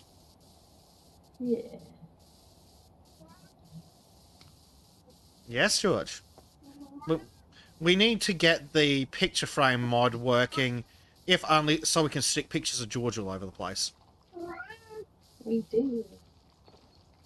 And fan art, because Creeper apparently World, that is actually a really little chill game. I don't know if you've ever played Creeper World before. I It's have. actually really fun. It is really fun. I don't know if I'd call it chill. Some of the levels are freaking intense. But it is really good. But yeah, and also there's always new levels in it because Mm. there's like a daily level. So Ooh. that's an option if we really run out of things. Could you not climb on things? Could you not? I don't think he's capable of not. So Creeper World 4, that's definitely it. Could you no. Right, enough. Yeah, I wasn't aware it had co-op or even multiplayer of any Oh kind. yeah, it does, because we played it, Vicar and Bunch, we Oh, played cool. it as co-op. So yeah, you can definitely do that as co-op. That's cool. Super Galactic somewhat chill. Yeah. Although you might struggle if there's a wave and I have to deal with Yeah. Nutland. I think that was also But on you the could list to always play dance on with the the other dance two floor. children. With the other two children. That Dinkum's quite chill. I don't know if you've played that. Which one? I think it had co-op. Dinkum? It's a God. kind of. Yeah. It's I believe it's basically Australia. Oh, that one. Yeah, I think I have seen some videos on that. It's Stardew Valley like, where you're Yeah. building a little village and whatnot, and going off and doing quests and collecting items. That could be interesting if it's got an actual co-op and isn't just lying. Yeah. I think it does. It claims it does. Love Don't Starve, but it's not chill. Yeah. Divinity Original Sin, definitely not chill. That is a friendship ender. Yeah. I think it was a friendship ender. Yep. Well, like, I can't even... Trim's playing it with Rosa. Or Ginny or whatever. Wait, she's... Her channel's going by now. And... like, I tried to watch it, and I got maybe 10 minutes in, because it's like, no, can't watch other people play RPGs. Nope. Grudgem says, Ryan, interesting, very different, but not pause friendly fully.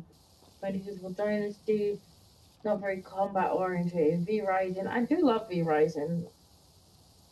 That one possibly is an option. Left 4 Dead may be a fun game for playing when you have 2 or more people. Maybe Eco's pretty chill. I don't know if you played Eco. I've seen it. More people kind of dotting about on the server for that. Yeah. Even if they're not live, you kind of need a community. Although it could be one that we could maybe open up to some of the people in chat to just punch him. Yeah. Is on the that the server. one that has a time limit? Yes. Hmm. So the server would probably have to be down when we're not playing, but Yeah. or we put a really long time on it or something. Essentially put the time limit to infinity. Yeah, That so could we might potentially work. have some people on for that. Although I could probably talk to Fairman, and he'd probably find some people to play because Fairman absolutely loves Eva. My chat's suggesting we commit war crimes in Minecraft. And there's always that. But the problem with Minecraft, as Is much as I like Minecraft, is I'm either going to spend the entire stream strip mining for diamonds, which is not going to be very interesting to watch, or I'm going to be like, I'm going to make this really fancy redstone device. You're going to watch me troubleshoot it for the next 4 hours. Yeah. And my problem with Minecraft is I have the creativity of a wet rock. You can design the minecart system. Yeah, it's not complex enough. That's why it needs to be something like Satisfactory. That's actually got trains. There's always Euro Truck Simulator. That's not co-op, is it? Not by any stretch of the imagination. I don't know. It's coming up under the co-op tab. Yeah, I think that's a lie. I think there was a mod to make it have like open servers, but I don't think I've ever heard of it actually having co-op. Terraria. Yeah, Oh, there is Terraria. yeah.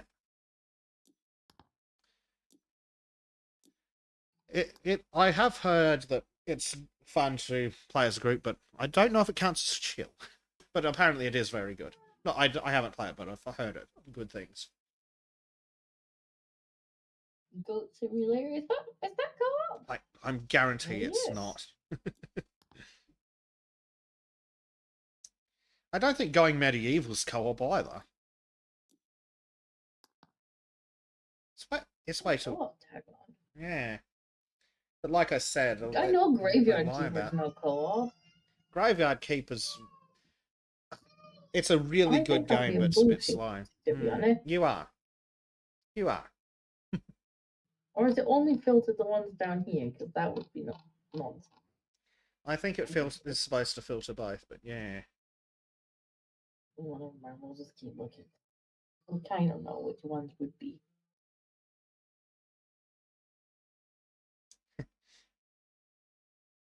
Meow. Halo's co-op, but it also comes with a small problem. I did a full playthrough of the entire Master Collection with Trim. And it's definitely not chill. Oh, there's Hogwarts Legacy. How's Hogwarts Legacy fucking co-op? Yeah, I think it's bullshitting, to be honest. Green Hell, yeah, that is a co-op game. And to be honest, it gets very grindy in the end, where you just kind of like. I like that it's story based, kind of like Sons of the Forest, where you're kind of progressing the game by doing the story. But then a lot of the time, you're just like, oh, I have illness, wash hands. Now I'm hungry. Now I have to build a house. Oh, I have illness, wash hands. And the gameplay loop is so. Like, to the point that it's not survival, it's just annoying. They kind of need to tweak that down a little bit. Kerbal Space Program. In what universe is that co-op?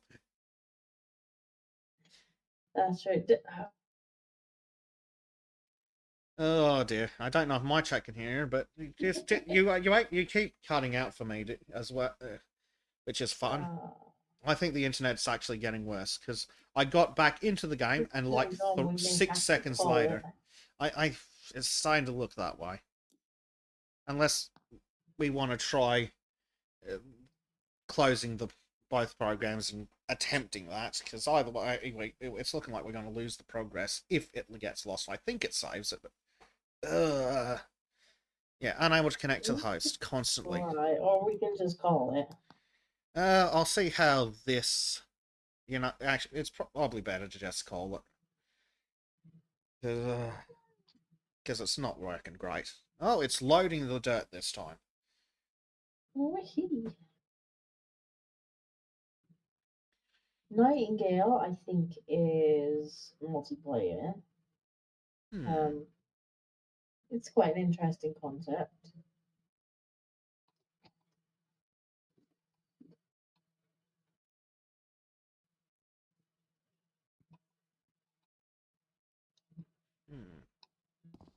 Okay, I'm back in the game. Let's see how long it takes me to desync this time. Boy, that's not really very chill. I think it does at least have co-op, but yeah, it's not remotely chill. No, not chill. It's got to be something where if I have to step away, that I'm not going to come back and you're like, for fuck's sake, we're all dead. Yeah. Well, that's what I'm thinking. Like, the viscera cleanup detail, which is basically this, but with lots of blood and a mop instead of a power washer, or maybe satisfactory or something.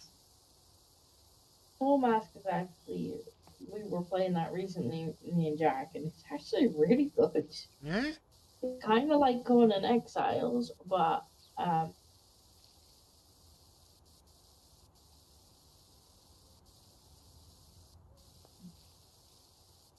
and then you're kind of mind fucking them. Yeah. Unfortunately, You can I also steal lost their everything entire it was body kind of too, like. if you want. Because clearly the internet is getting worse because it's interrupting Discord as well. So, and it's keeping out again. So I think we might have to call it, which That's is frustrating. Grumble, grumble, internet. Well, chat, if you have any more suggestions for what we can play instead of Powerwash Simulator, because we're scraping the bottom of the DLC barrel Yeah. now. Let us know in the comments. We'll see if we can figure out. I might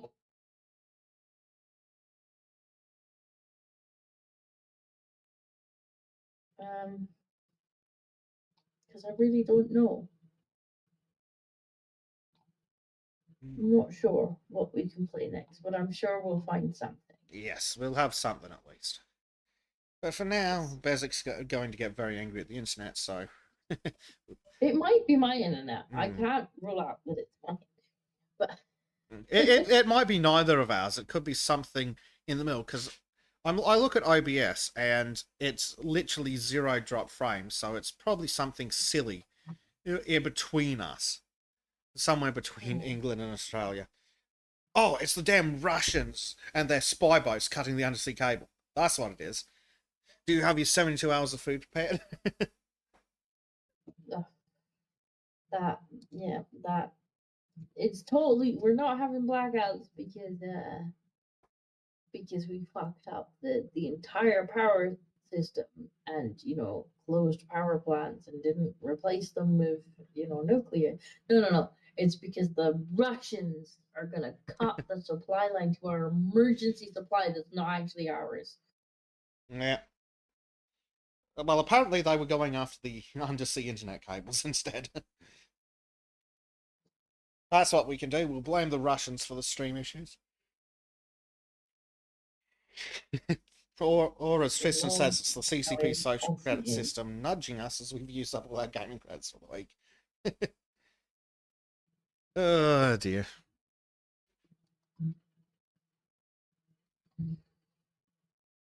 But yeah, we'll call it there. And we will be back next week with probably a new game. Yeah, that could be some good fun. Yeah. See you next week, everyone. Bye. Bye.